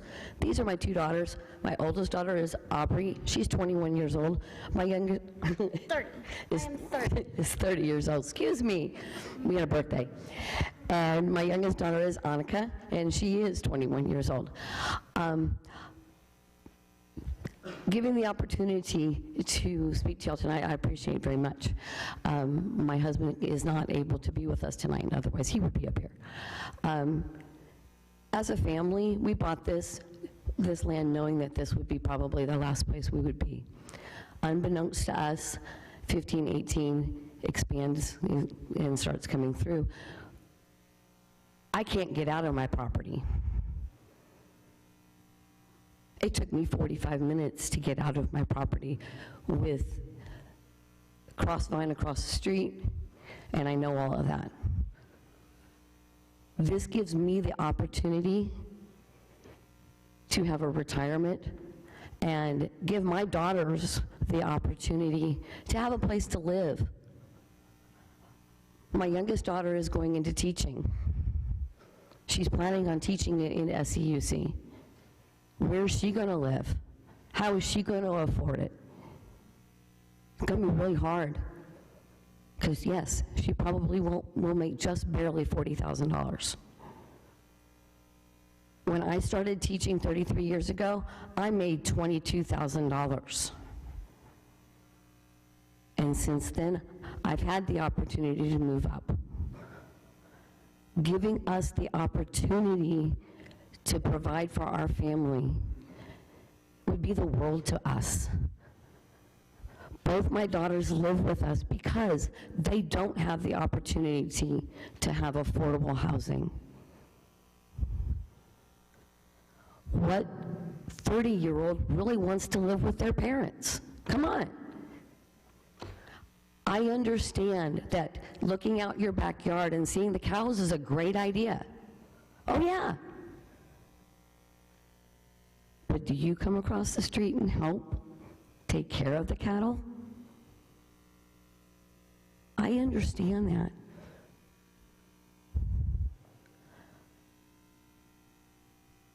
The cattle itself is beautiful. But we have problems with the neighborhood across the street with fireworks that end up in our in the cows' pastures, and the cows are eating the fireworks, by the way, for the ones that are backing up to us. Not to be mean, I'm sorry, but that's the truth. We've had people with the fireworks come over and put the land on fire, and we had to call it out. We can't afford to do that anymore. I want a place that I can call home, that I can retire to and enjoy. This is not the place. I want somebody else to have the opportunity to be in a well-rounded workforce environment. It's a great idea. It's fabulous. You just need to think. Please, commissioners, side with going ahead and amending the land opportunity for us. Thank you. You're welcome. My name is Aubrey Dalla. I live at 9120 East FM 1518 North Schertz, Texas. I, as my mother stated, am 30. I live with my parents because currently where I work for the United States military. I work as an animal caretaker for the military working dogs at Lackland Air Force Base. I have to commute from 1518 to Lackland and back every day. Now, why do I do that? Because there is no affordable housing. There isn't. And the job market is ridiculous. And there's nothing you guys can do about that. But you guys can give me the opportunity to have a place to live. Because currently, I can't, go into any of the houses that are across the street. I can't afford those. My sister, who's planning on being a teacher in this district, if she gets that opportunity, would not be able to afford the houses across the street. And with all due respect to the people who moved in across the street from us, once again, you guys are not getting up at 5 in the morning and feeding our cattle. If you were, if you want to come over and help, sure, that'd be nice. Because maybe then we wouldn't have the problems that we have. You would understand that it's not an easy job. It's not easy when at 10:30 at night, a wind comes, blows the fence down, and then we're chasing 12 cows up and down 1518. Where are these people who moved in for across the street when it comes to that? No, what do? They call the police instead. And we get citations for our cows being loose. This is, with the amount of money that I currently make, I would be able to afford the houses that could be built, or the apartments that could be built on the land that I currently live on. And that is phenomenal to me. I would finally be able to have a place that I could afford to live. And with any luck, I'm, trying to transfer to working something at Randolph. And then I would be living, working, and playing here in Schertz. And that's all I want. Thank you. You're welcome.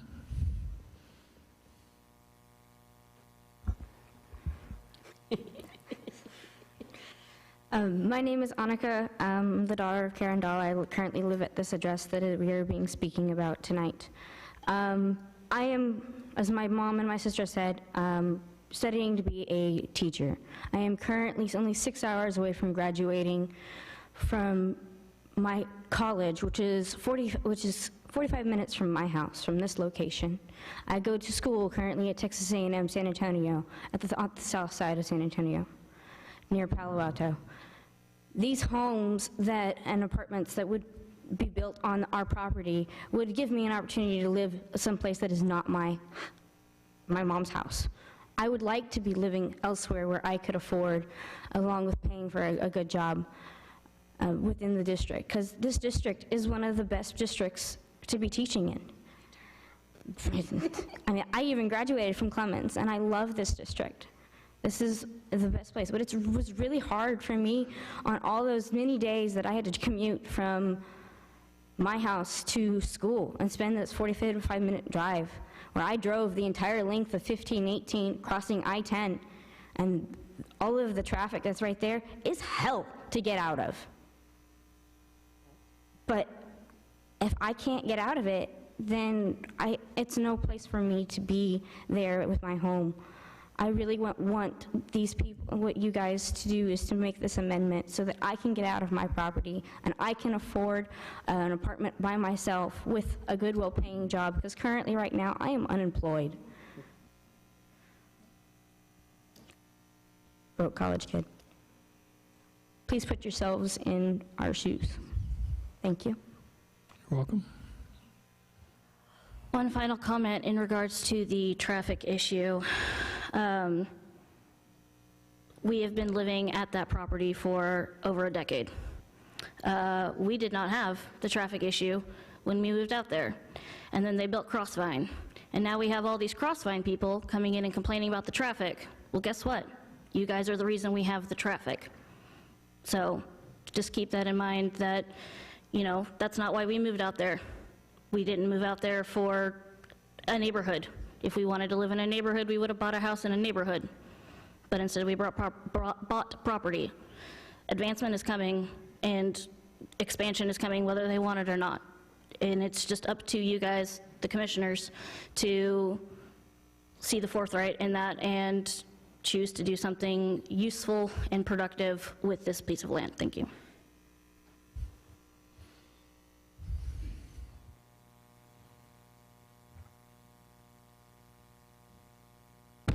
My name is Hector Peterson, 9240 East FM 1518 North. I live right next to the property. The traffic's bad, and of course, there's an apartment complex to make it worse, right? So they're talking about the traffic, but it'll make it worse for us anyways. I pull trucks and trailers in and out all day. It's hard to get in and out because of the traffic, and then something like this going on, it'd probably take me an hour to get in my driveway. The affordable housing deal, I don't know if it's me eventually turn ghetto or whatever, like they said it was over there, and people get shot and stabbed, and drug dealing, and people jump the fence, go rob my shop, different stuff like that. This kind of stuff we don't really need either. If it did become that kind of place, these kids probably wouldn't move in there anyways, because it'd probably be a bad spot to live in. And I don't know, I don't want it. I don't want to go outside and see a huge apartment complex. My neighbors don't want to see it. The traffic deal, and then the crime rate also could increase. And I don't know, I'm not the best person in the world, but I really don't want a bunch of riffraff right next door. So that's all I got to say. Anyone else? No? And close the public comment. Commissioners, before we start the discussion, again, this is an amendment to the land use plan. It's not a zoning request. You know, we're not. The amendment is being requested so that right now the proposal is for apartments. But the issue before us is the land use designation, not the project itself. Let me shift gears here again. So, according to the sector plan, mixed-use neighborhood center, this land use character area designation is intended to accommodate a higher intensity walkable mixed-use neighborhood center at the intersection of 1518 and Lower Seguin Road. Such a mixed-use node would anchor adjoining residential neighborhoods in addition to providing much-needed neighborhood commercial services. Some of the character-defining elements recommended are land use. It's a mix of retail, restaurant, office, civic, and multifamily residential uses. Generally low to medium-scale buildings. So multifamily is just one of the potential uses, or the potential, uses within this land use designation. I don't know that it really defines low to medium scale buildings. With that said, commissioners, who wants to start? I'll start. Go ahead. There's a couple questions. As I think, I forget your name, the gentleman with the hand. Wayne, I have a question for you. When was this property annexed? When was the property annexed? You said that it was voluntary annex by the landowner, and Karen, do you have an answer to that? What year did you all annex in? The year that we got the ETJ immediately turned in, which would have been 2010, early on in the process. Yeah. 2011. Thank you. Okay, thank you. I'm trying to clear some things up, Mr. Chairman, in my head, because that's all right. Upon annexation, they have 30 days to establish zoning, and apparently that didn't happen for some reason. No, go ahead, Brian. Yeah, no, so to be clear, technically, the property is zoned pre, so that is the zoning of the property. Commissioners who've been up here a while may say, that's curious, we don't really use that one anymore, and that's correct. Again, what we do is, when we annex, we zone in conformance with the comp plan. So rather than use a holding zoning, which is what pre was, we zone to the ultimate land use at this point. So we don't zone anything new coming in as pre, but you'll find pre-tracks. But yeah, it is technically zoning. There are a few, 3 or 4 uses allowed under that. And then my next question comes up is, this is estate neighborhood is what it currently is? That's right. How did that happen when a state neighborhood is required to be 20 acres or more? Right. And this is 15 acres. So this is a part of a bigger tract of land? No. So again, if you'll permit me, when we do the future land use plan, which is one element of the comp plan, it's like using a broad brush to describe the character of an area. What we designate in terms of land use on the comp plan doesn't necessarily correspond with the existing land use. It doesn't necessarily correspond with the zoning. And in terms of those minimum lot sizes, the properties don't necessarily meet the minimum lot size requirements that's out there. But I believe the estate neighborhood is typically a half-acre minimum is what's required. This is 14. But yet, to your point, we do have properties that are smaller than the minimum size requirement of the comp plan reference.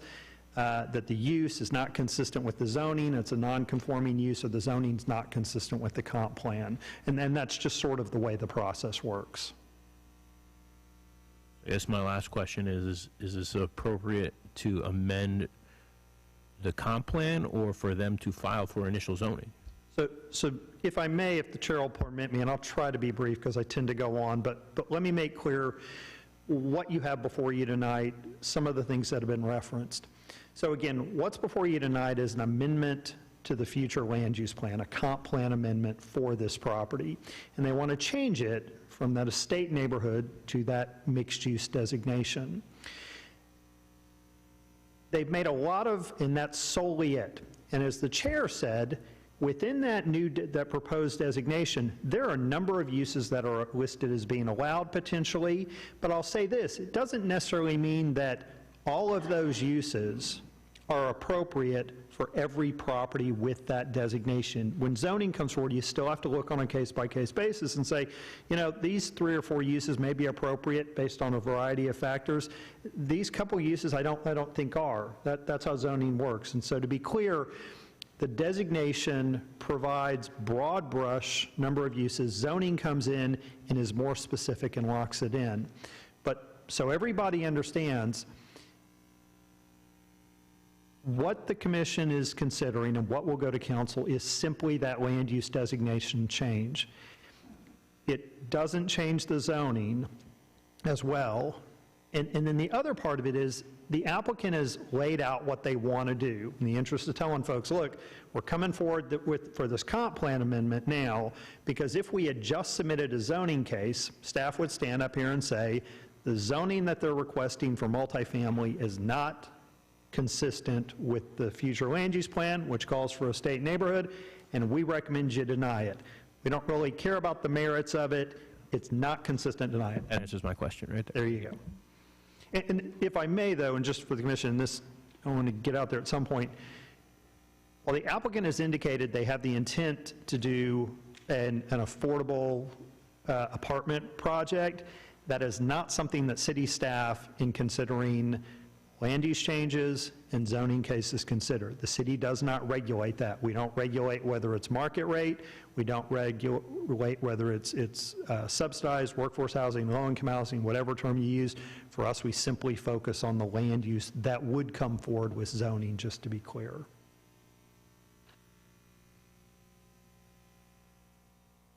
What's the current zoning you said? Current zoning is for pre-development.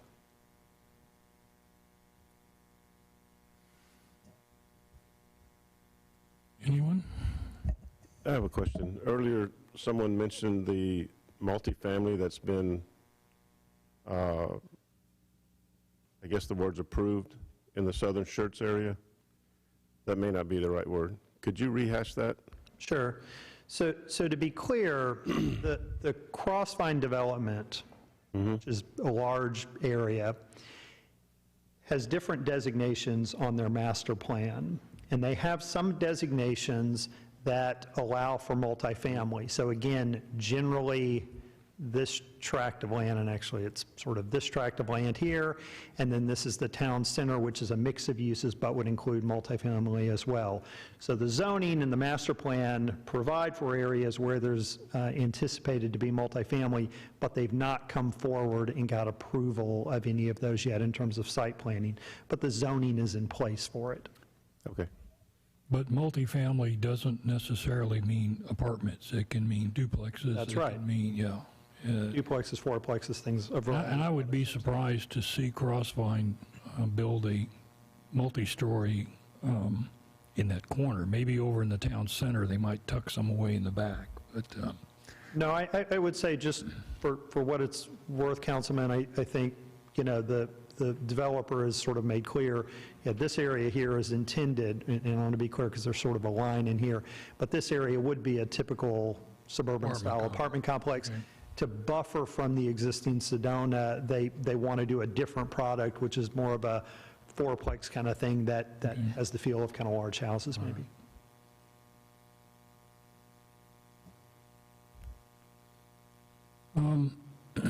I kind of have a list here, but let me start out by saying I agree that Schertz has a lack of, and I'll use the word even though it's very hard to define it, I'll call it affordable housing, whether that's single family. It's my wife and I got married. I was a full-time college student, part-time worker. She worked full-time, and we lived in a subsidized apartment for 2.5 years. That's how we got started. And we moved out of that subsidized housing into military on-base housing. And let's see, then, so yeah, we went from there. But we continued our next assignment in base housing. I was 32 years old and a captain in the United States Air Force before we even, that's when we bought our first house. So kind of been there, done that. And you know, you folks are all entitled to your own opinions, but every time we see an affordable housing project or a subsidized apartment project proposed for the city of Schertz, we hear the same comments: crime, drugs, lowlifes. And I certainly wasn't. And I don't know what, you know, I don't know, I suppose we could have lived with my parents or hers, you know, but back in my day, that was, you know, you moved out and got on your own, started, and we couldn't have done that without the subsidized housing.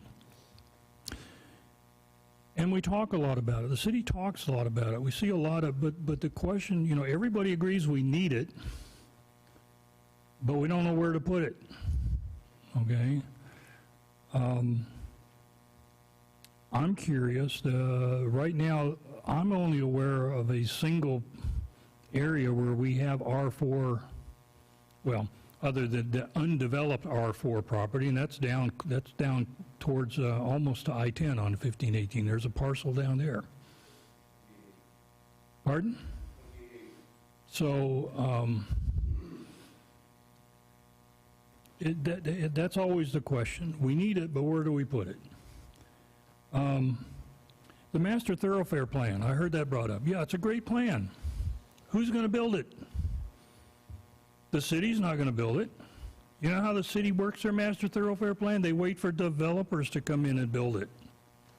And that's what I was talking about on the earlier.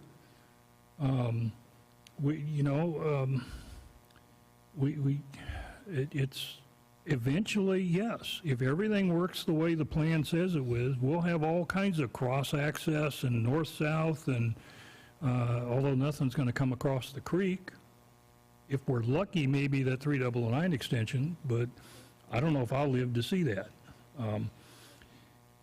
And so, yes, there's a lot of thoroughfare proposed down there, but it's not going to get built overnight. It's not going to get built by the city. Let me say this about the project. It's a great-looking project, okay? That looks more like luxury apartments to me than workforce housing. And then I tell a story. I'm the retired fire marshal, assistant fire chief. 25 years I was in the Schertz Fire Department here.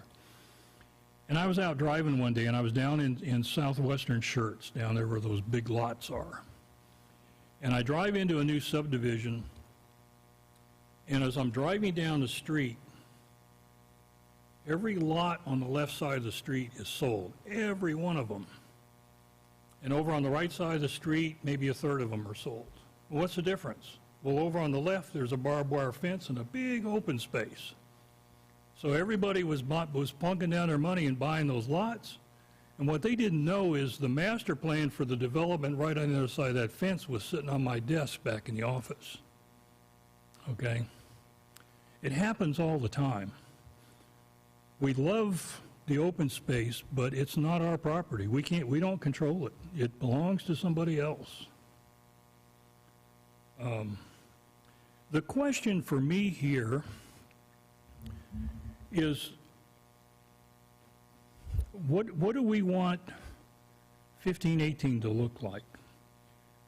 If you look at what's kind of going on out there now, it appears to me that what we're looking at is more of a Schertz Parkway, where it's housing on both sides of the street. Our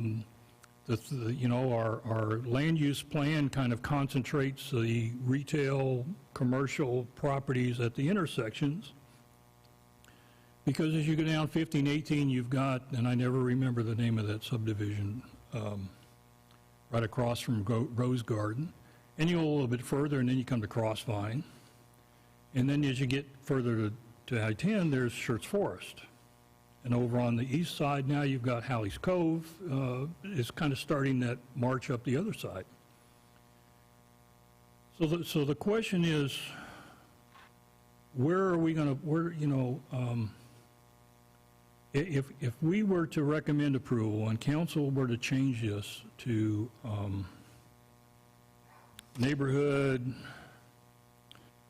mixed-use neighborhood center land use, that's sort of out of character for what we see on the other side of the street. Okay? I mean, even if somebody were to come in and wanted to develop it as a retail, maybe Outback Steakhouse wanted to build, it's still, that use is out of character with what we've done so far out there. And I don't know, maybe that's okay. Maybe we keep all the houses on the west side and we allow the east side to be retail, commercial, neighborhood services. But that's the issue for me, is more, I don't think estate neighborhood fits, because that's what everybody's changing. Everybody wants that changed to single-family residential anyway. But I'm not sure changing it to allow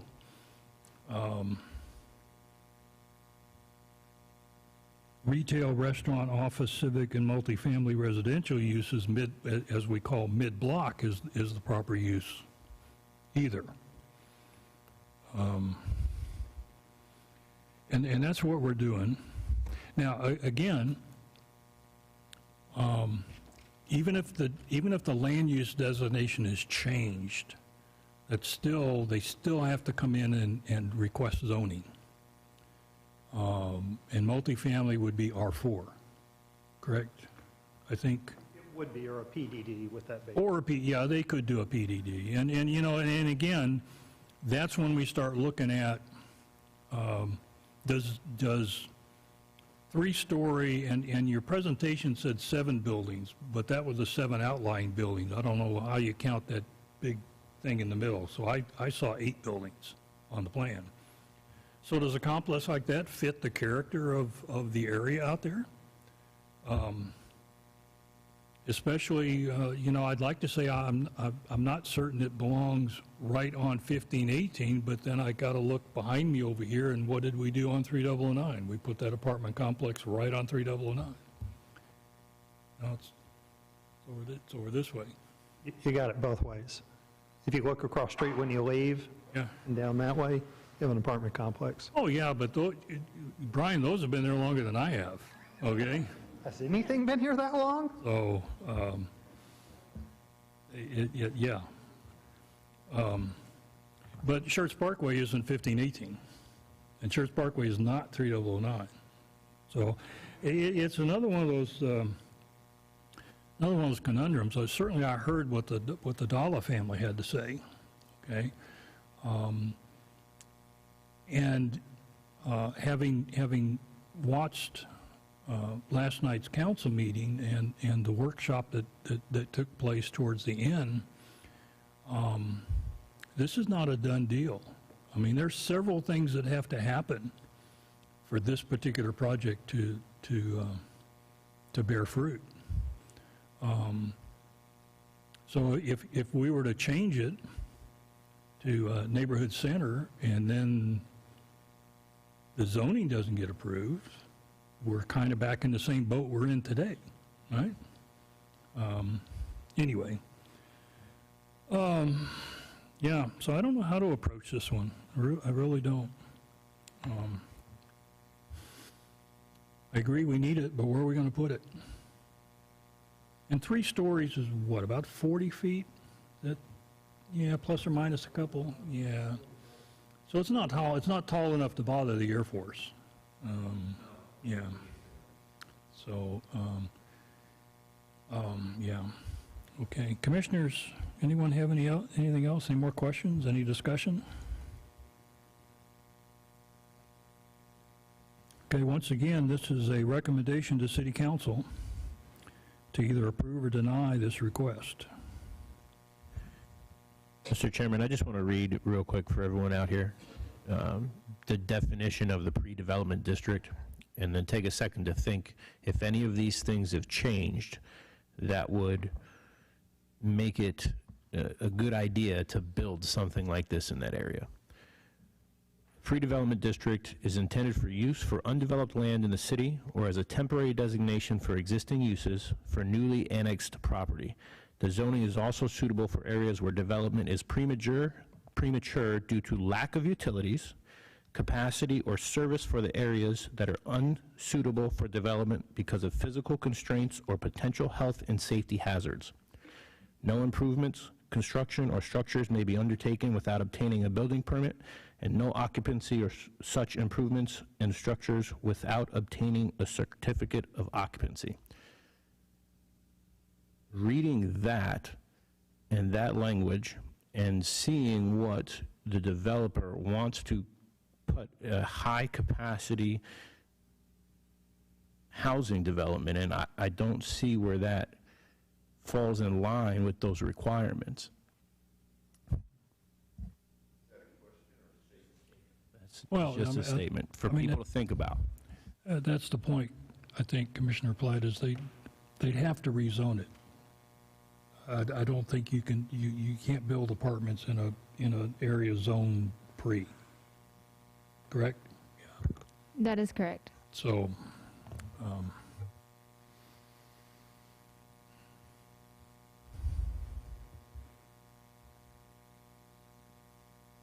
Mr. Chairman, just a few thoughts also from me. Go ahead. This is another one that, I mean, difficult. Again, we get landowner rights versus everybody else that you got to think about. But we have talked with even the subcommittee that we had with City Council and Planning and Zoning. We were talking about affordable housing for Schertz. I've got a daughter. She works here in Schertz. She just started a family. Her husband, and my grandson, they can't afford housing in Schertz, so they don't live in Schertz while she still works in Schertz, and they would love to live in Schertz. There's nothing that they can afford as a brand new family.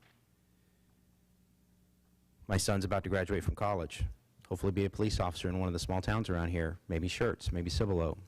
Could he afford to live here? No. Not until later on in his career.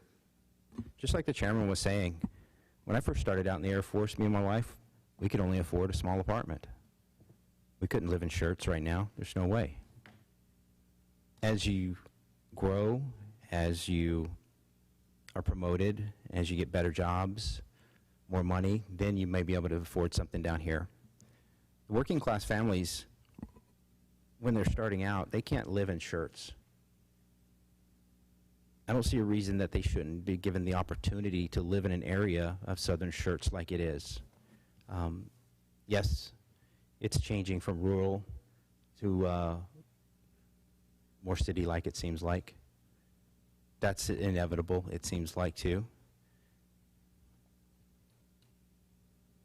Will it bring a lot of crime into this area?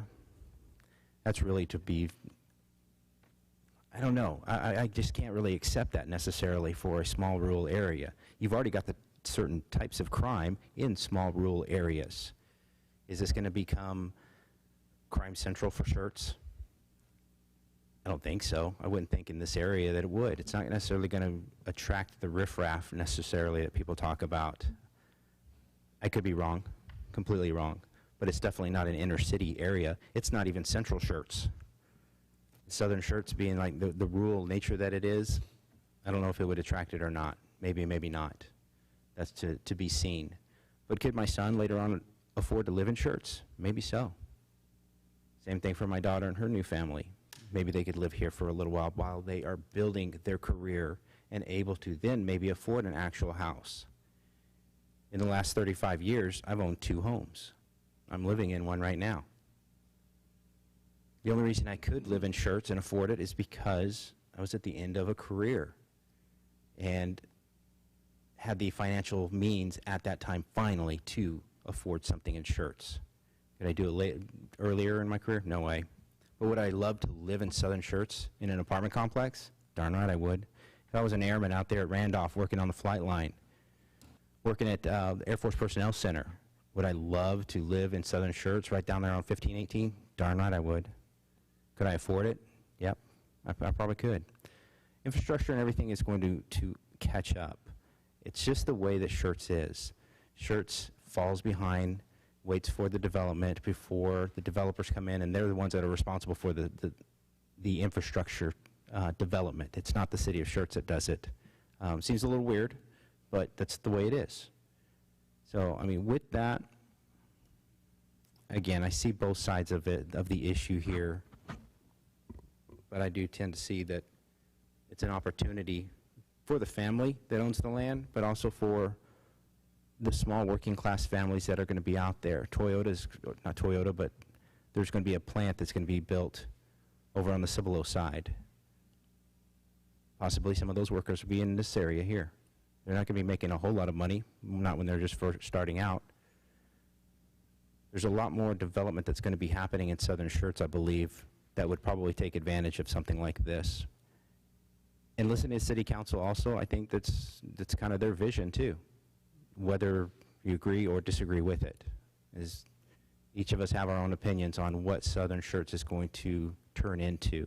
The only thing we can hope to do is just manage the impacts and the expansion of it. That's all I got to say.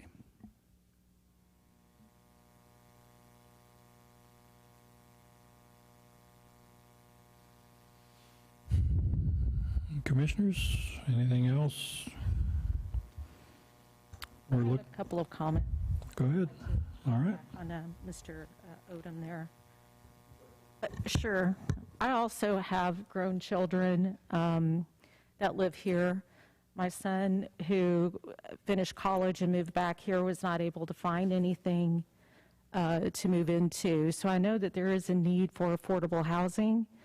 I work with clients on the daily that would love to be in the school district, would love to be in the small town that has a city feel, but still that small town nature, that would love to be here and they can't afford it. When I first started in the real estate industry 15 years ago, you could find properties in Schertz for about $150, $160. Now those same properties are $280 and above, I would say. It's very difficult to find anything less than $300,000, which is a very high mortgage payment. So I do know that there is a need for these young professionals that are coming back, graduates that are coming back because they want to be here, want to be close to their families. I don't ever really associate affordable housing with crime and things like that, but I just know that there is a need for affordable housing. And so I do see both sides of it, but again, the expansion is coming, and it would be nice that those of us that might have grown children or those that work with people that are looking for housing, that we would be able to provide some, a place for them to live in a place like ours here in Schertz.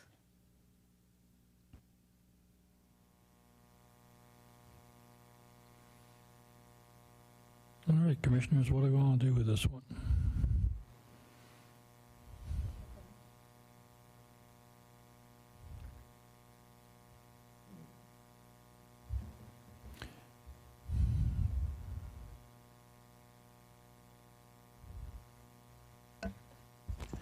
Mr. Chairman, I make a motion to recommend denial to the City Council on ZC 2021-018. Okay, I have a motion to recommend denial from Commissioner Platt. Do I have a second? I'll second it. I have a second from Commissioner Odom. Any further discussion? I'll just say that, yeah, this is, just to reiterate what I said before, this is going to affect the character of what 1518 looks like. And, I see pros and cons. residential, I think, adds to the traffic burden, in my opinion, more than retail. But I think that's, we'll send this to council and, you know, see how they feel, what they think the vision is. All right, so we have a motion and a second to recommend denial, and I sidetracked us here. Any further discussion or questions?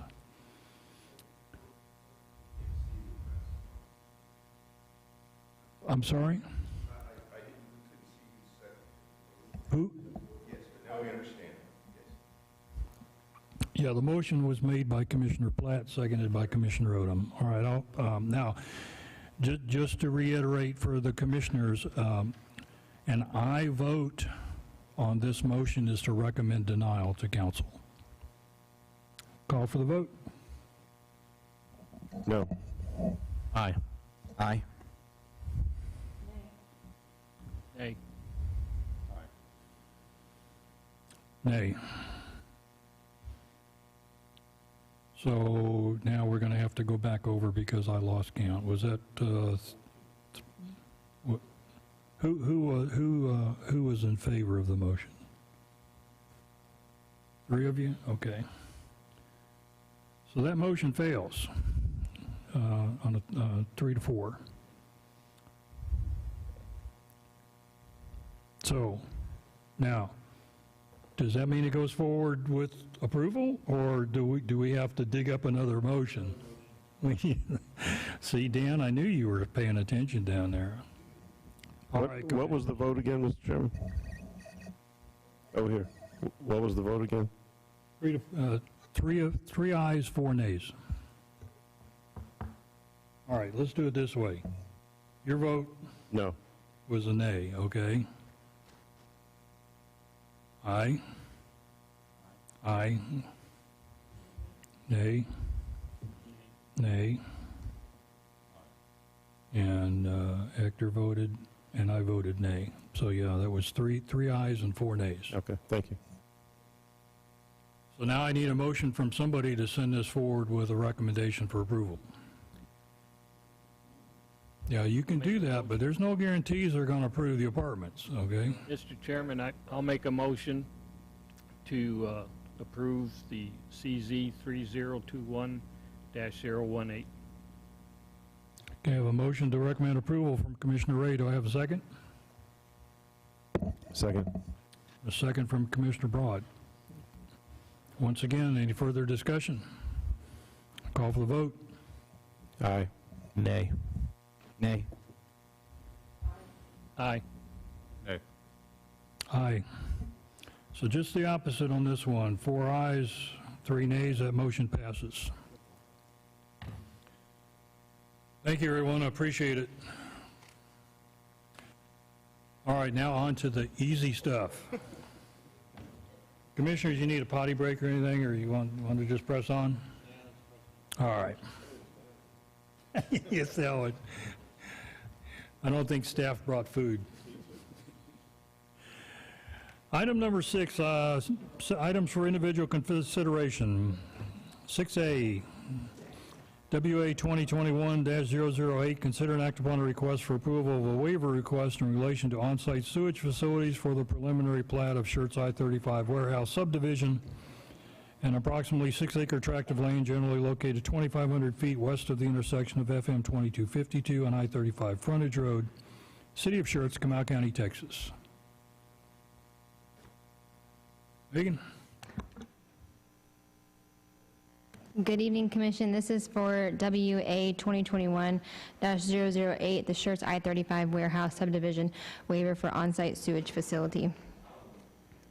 So the property here is outlined in green.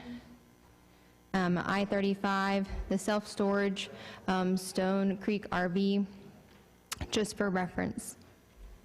So here's the preliminary plat. We will see this on the next agenda item, but just wanted to provide the plat to the Commission beforehand.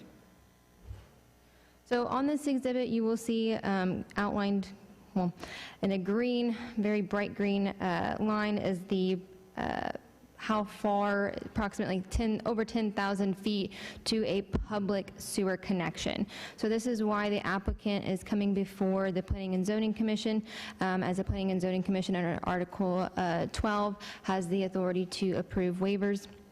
So they are coming to the Planning and Zoning Commission in order to allow a privately installed on-site sewage facility, as well as to a waiver to not have to construct a sewer line along their frontage of the property, as it would just be a sewer line that is unused for an unknown amount of time.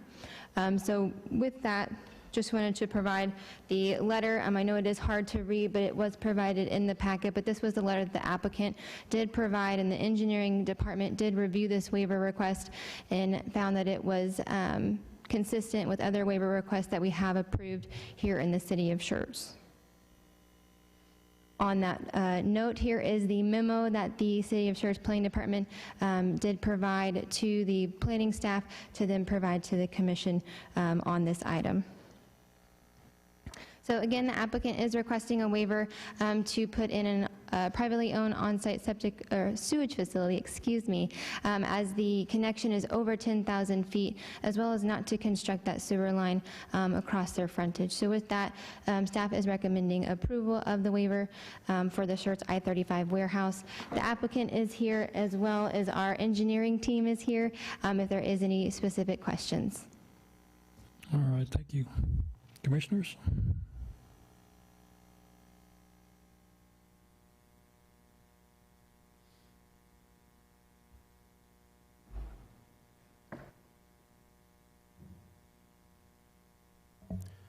A question for staff. Schertz is undertaking, the city is undertaking an extensive wastewater project on the southern sector of our city. When are we going to see, or is there a plan for the northern sector? And when are we going to see something? Hello everyone, my name is Jennifer Shortis. So we do have an update to the sewer master plan coming this calendar year, but unfortunately there's not enough, we don't have enough funds to construct a long portion, so this 10,000, 13,000, 1,300 linear feet is $1.5 million to construct. So once we get that master plan update, we will be able to better plan for the future projects in this area. And that update is later this year? Yes, that's correct. And that will indicate possible upsizes in the area. So the nearest tie-in point is so much farther. I mean, it's next to Hubertus Road. So there are other developments in the area that continue to extend that line, but nothing as close as this. Jennifer, maybe to knowing kind of Commissioner Bro, I believe we have projects that we've indicated sort of as a higher priority than this for our sewer system, I believe, that we're either working on or that are not yet have full funding. Yes, so the only project that I'm aware of is the Crest Oak line, which is further south.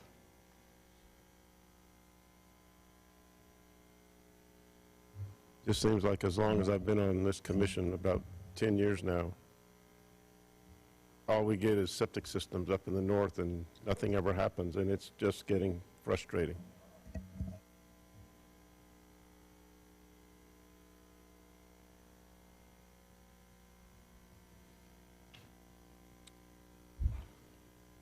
Anyone else?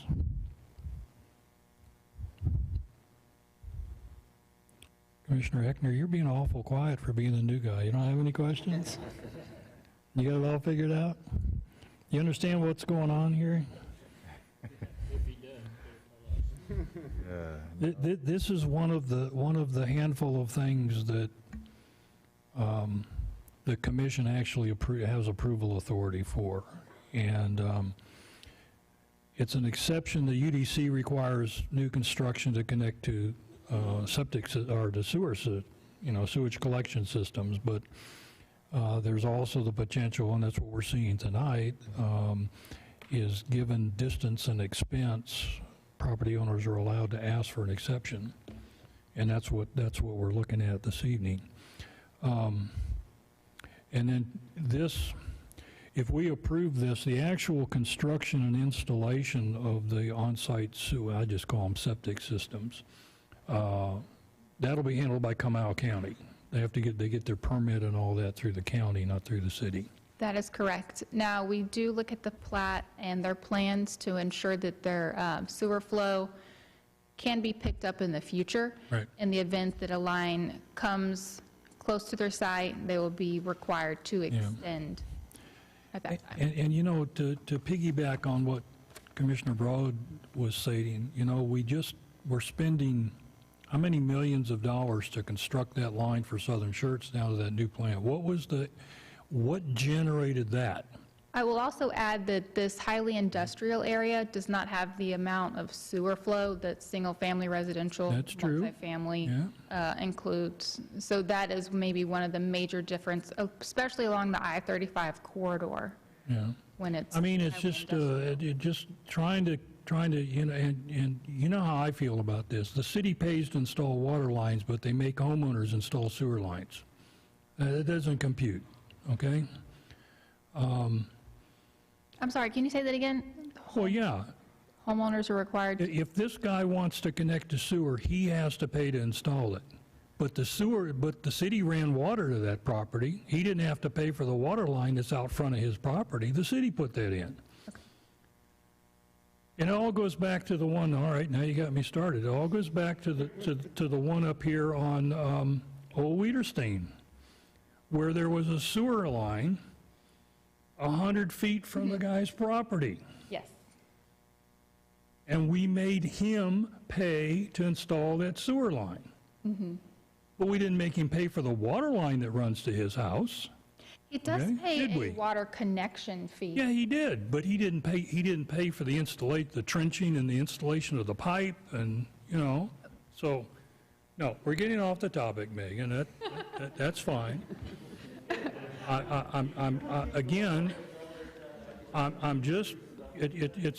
It's the fact that we're spending millions of dollars to run a sewer line because we got a bunch of developers, okay, that want to build houses in Southern Schertz, and we didn't want septic systems out there. So we went out and did a bond and all that stuff so we could spend millions of dollars to accommodate those developers. And yet, as the commissioner down here pointed out, we've got all these folks up on the north, and we don't want to do diddly for them because they're not spending enough money. Go ahead, Brian. Okay, so just as a reminder, you all make up the Capital Improvements Advisory Committee as well as sitting on P&Z. And so when we presented to you, that would be an appropriate time to make comment on how we use impact fees for those as well. I think the other thing, certainly with your role and your mission and your charge, are to provide comments to City Council on infrastructure planning in the city, and you can certainly recommend to Council that they provide additional funding or shift funding for the construction of sewer infrastructure. And that could either be, you know, given the range of need, we suggest you raise additional revenue to construct it, or certainly in your purview you could say, we think sewer is a higher priority than, say, you know, fire station number 4 that's proposed. So that's part of your role and your mission. And so again, I don't think what you've heard staff say at any point is, nah, we really don't think we need more infrastructure and need to build it more quickly. And certainly I don't think you would hear staff say, yeah, we got nothing to do, we sit around with no work, rather than we scramble to keep up. And so if the commission feels like there's a higher priority than we're spending it, then make that comment to City Council. And if you feel like this is a higher priority than the Crest Oak line, you can make that. And I think Jennifer would probably walk you through and say, let me tell you why I think the Crest Oak line is a higher priority. And so again, remember that if you put this sewer infrastructure in, I oversee the library, so those book, if you give a mouse a cookie, you know, you ask for this, wants this. So you get that sewer line in, you get development, and then we need to upsize the water lines, and then we need to upsize the road. So yeah, your mission is to comment on that, and I would certainly make that comment to City Council. Well, Staff has heard you. My role so far on the Capital Improvements Advisory Committee has been to review a report and send it on to City Council. Okay? I don't disagree. That's with right, you, but Commissioner, that report lists the infrastructure on the plan and the priorities that we've got. Well, and impact fees is just one source, but again, certainly you can make that comment. I just pushed the wrong button this evening. Okay, certainly I'd love to see what the new master plan is going to say. Sure. And the new master plan is likely going to say we need a bunch of infrastructure built for build-out. Here's the flip side of this coin, Brian. If we weren't building that sewage line to the new plant out south, would we be talking about single-family, we wouldn't be talking about changing the state neighborhood land use designation in southern Schertz. So to be, because they have to have a half acre to put in a septic system. So Commissioner, just again, for clarity, the Saddlebrook development is proposed to go to the existing treatment plant, the Fluid development to the existing treatment plant. And again, I believe the comp plan amendment that went to council last night, a good portion of that is in Green Valley. So it's not even in our CCN. So again, I don't disagree when we put infrastructure in, we create a need for that, or it brings new development. But again, by and large, that line is needed and that plan is needed to serve existing development off batch treatment plants. At what point will this property owner pay an impact fee? So the property owner, if they're in the impact fee service area for water and sewer, and again, I assume they are, I haven't looked at it, they would pay at time that they make that connection. So again, if they're on septic, generally they would not pay the impact fee at that time. They would pay an impact fee when that connection is made. Now, if they tie into water, they pay the water impact fee at that time. And again, typically with roadway, it's at time of building permit.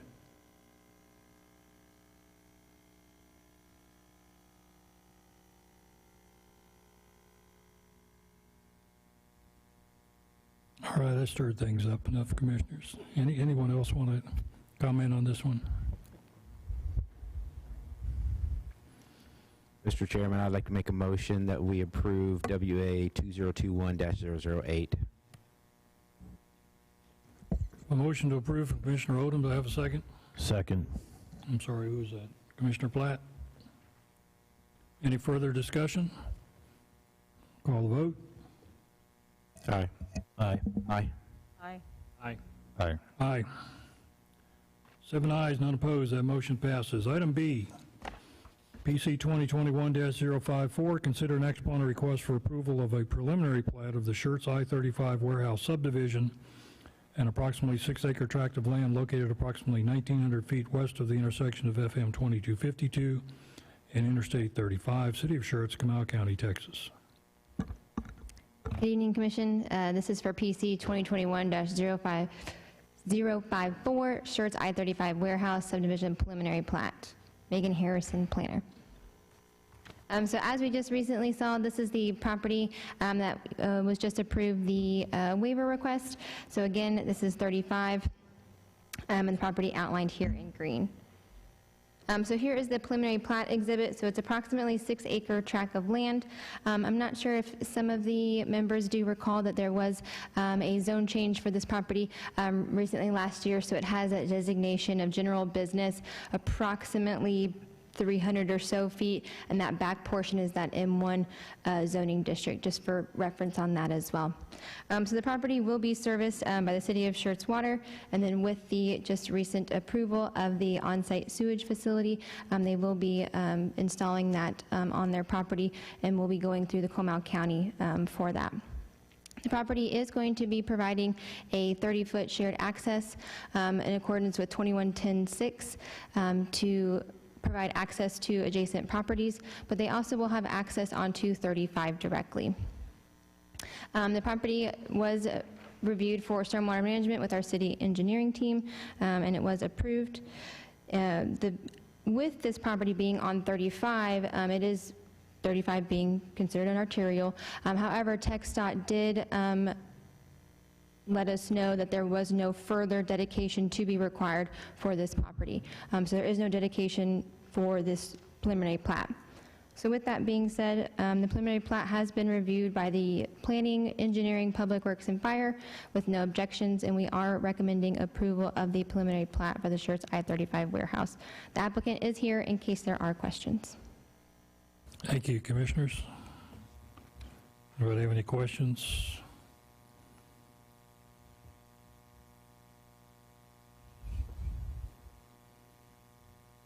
If not, ask for a motion to either approve or deny PC 2021-054.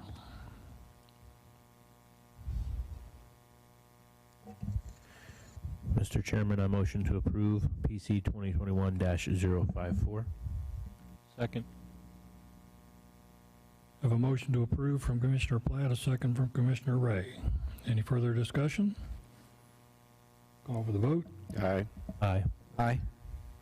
Aye. Aye. Aye.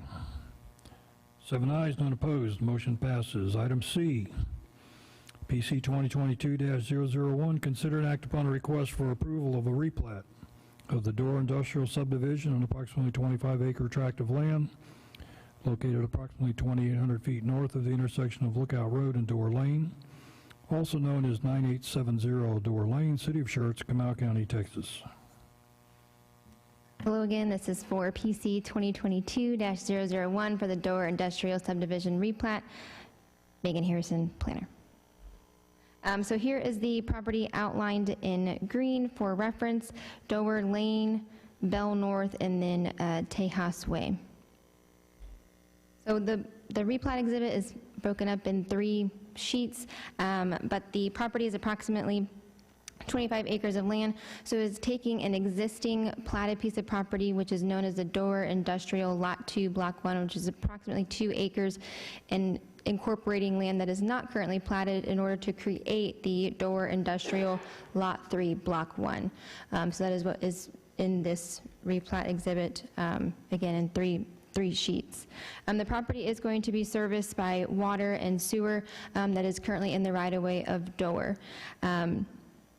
The property is going to be providing right-of-way dedication, so for the northern portion of the property is going to be 0.211 acres of land for dedication, and then for the southern is going to be providing 0.038 acres of land for right-of-way dedication.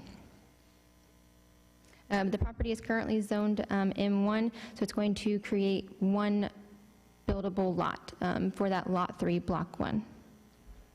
So with that being said, it was reviewed by the Fire, Engineering, Public Works, and Planning Department with no objections. Therefore, staff is recommending approval of the replat of Door Industrial Lot 3, Block 1.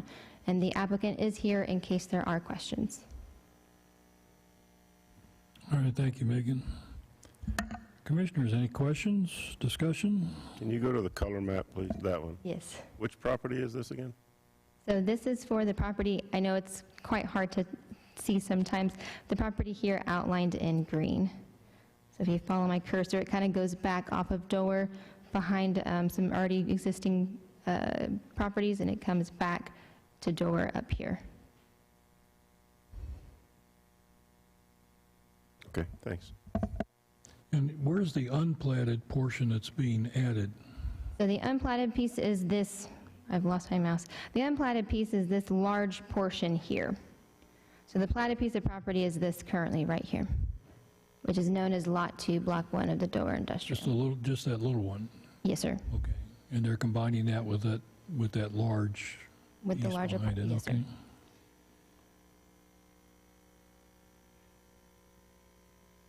And it's a little hard to see. Let me blow it up here. So the dedication,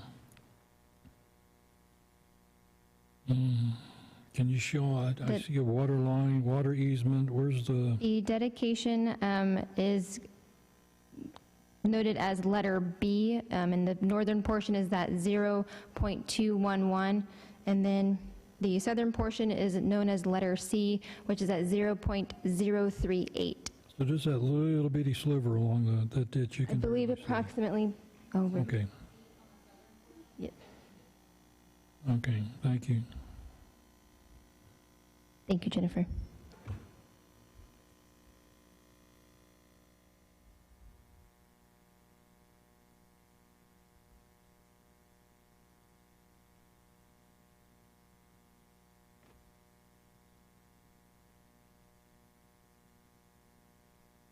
If there's no further discussion, entertain a motion to either approve or deny PC 2022-001.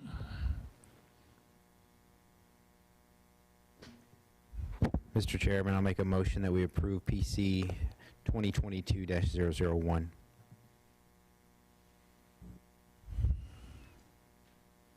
I have a motion to approve. Commissioner Odom, do I have a second? Second.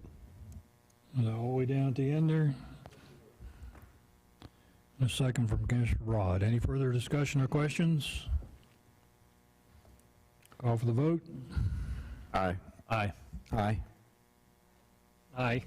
Aye. Aye. That's so it's 7 ayes, none opposed. Motion passes.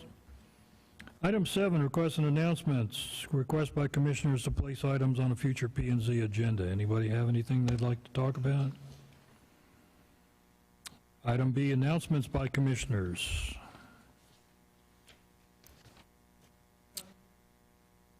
Item C, announcements by city staff. Oh, here she comes. Okay. It's me again, sorry.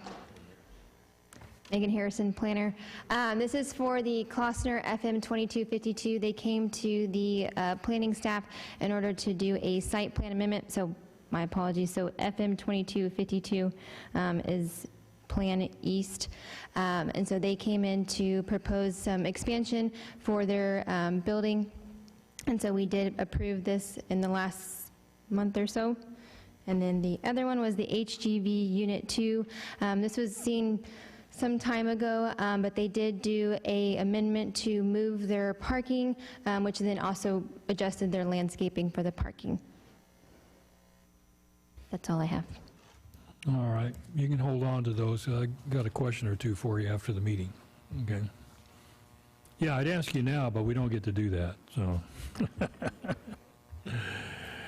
Okay, item 8, there should be some information in our packets about current projects and how they stand with City Council.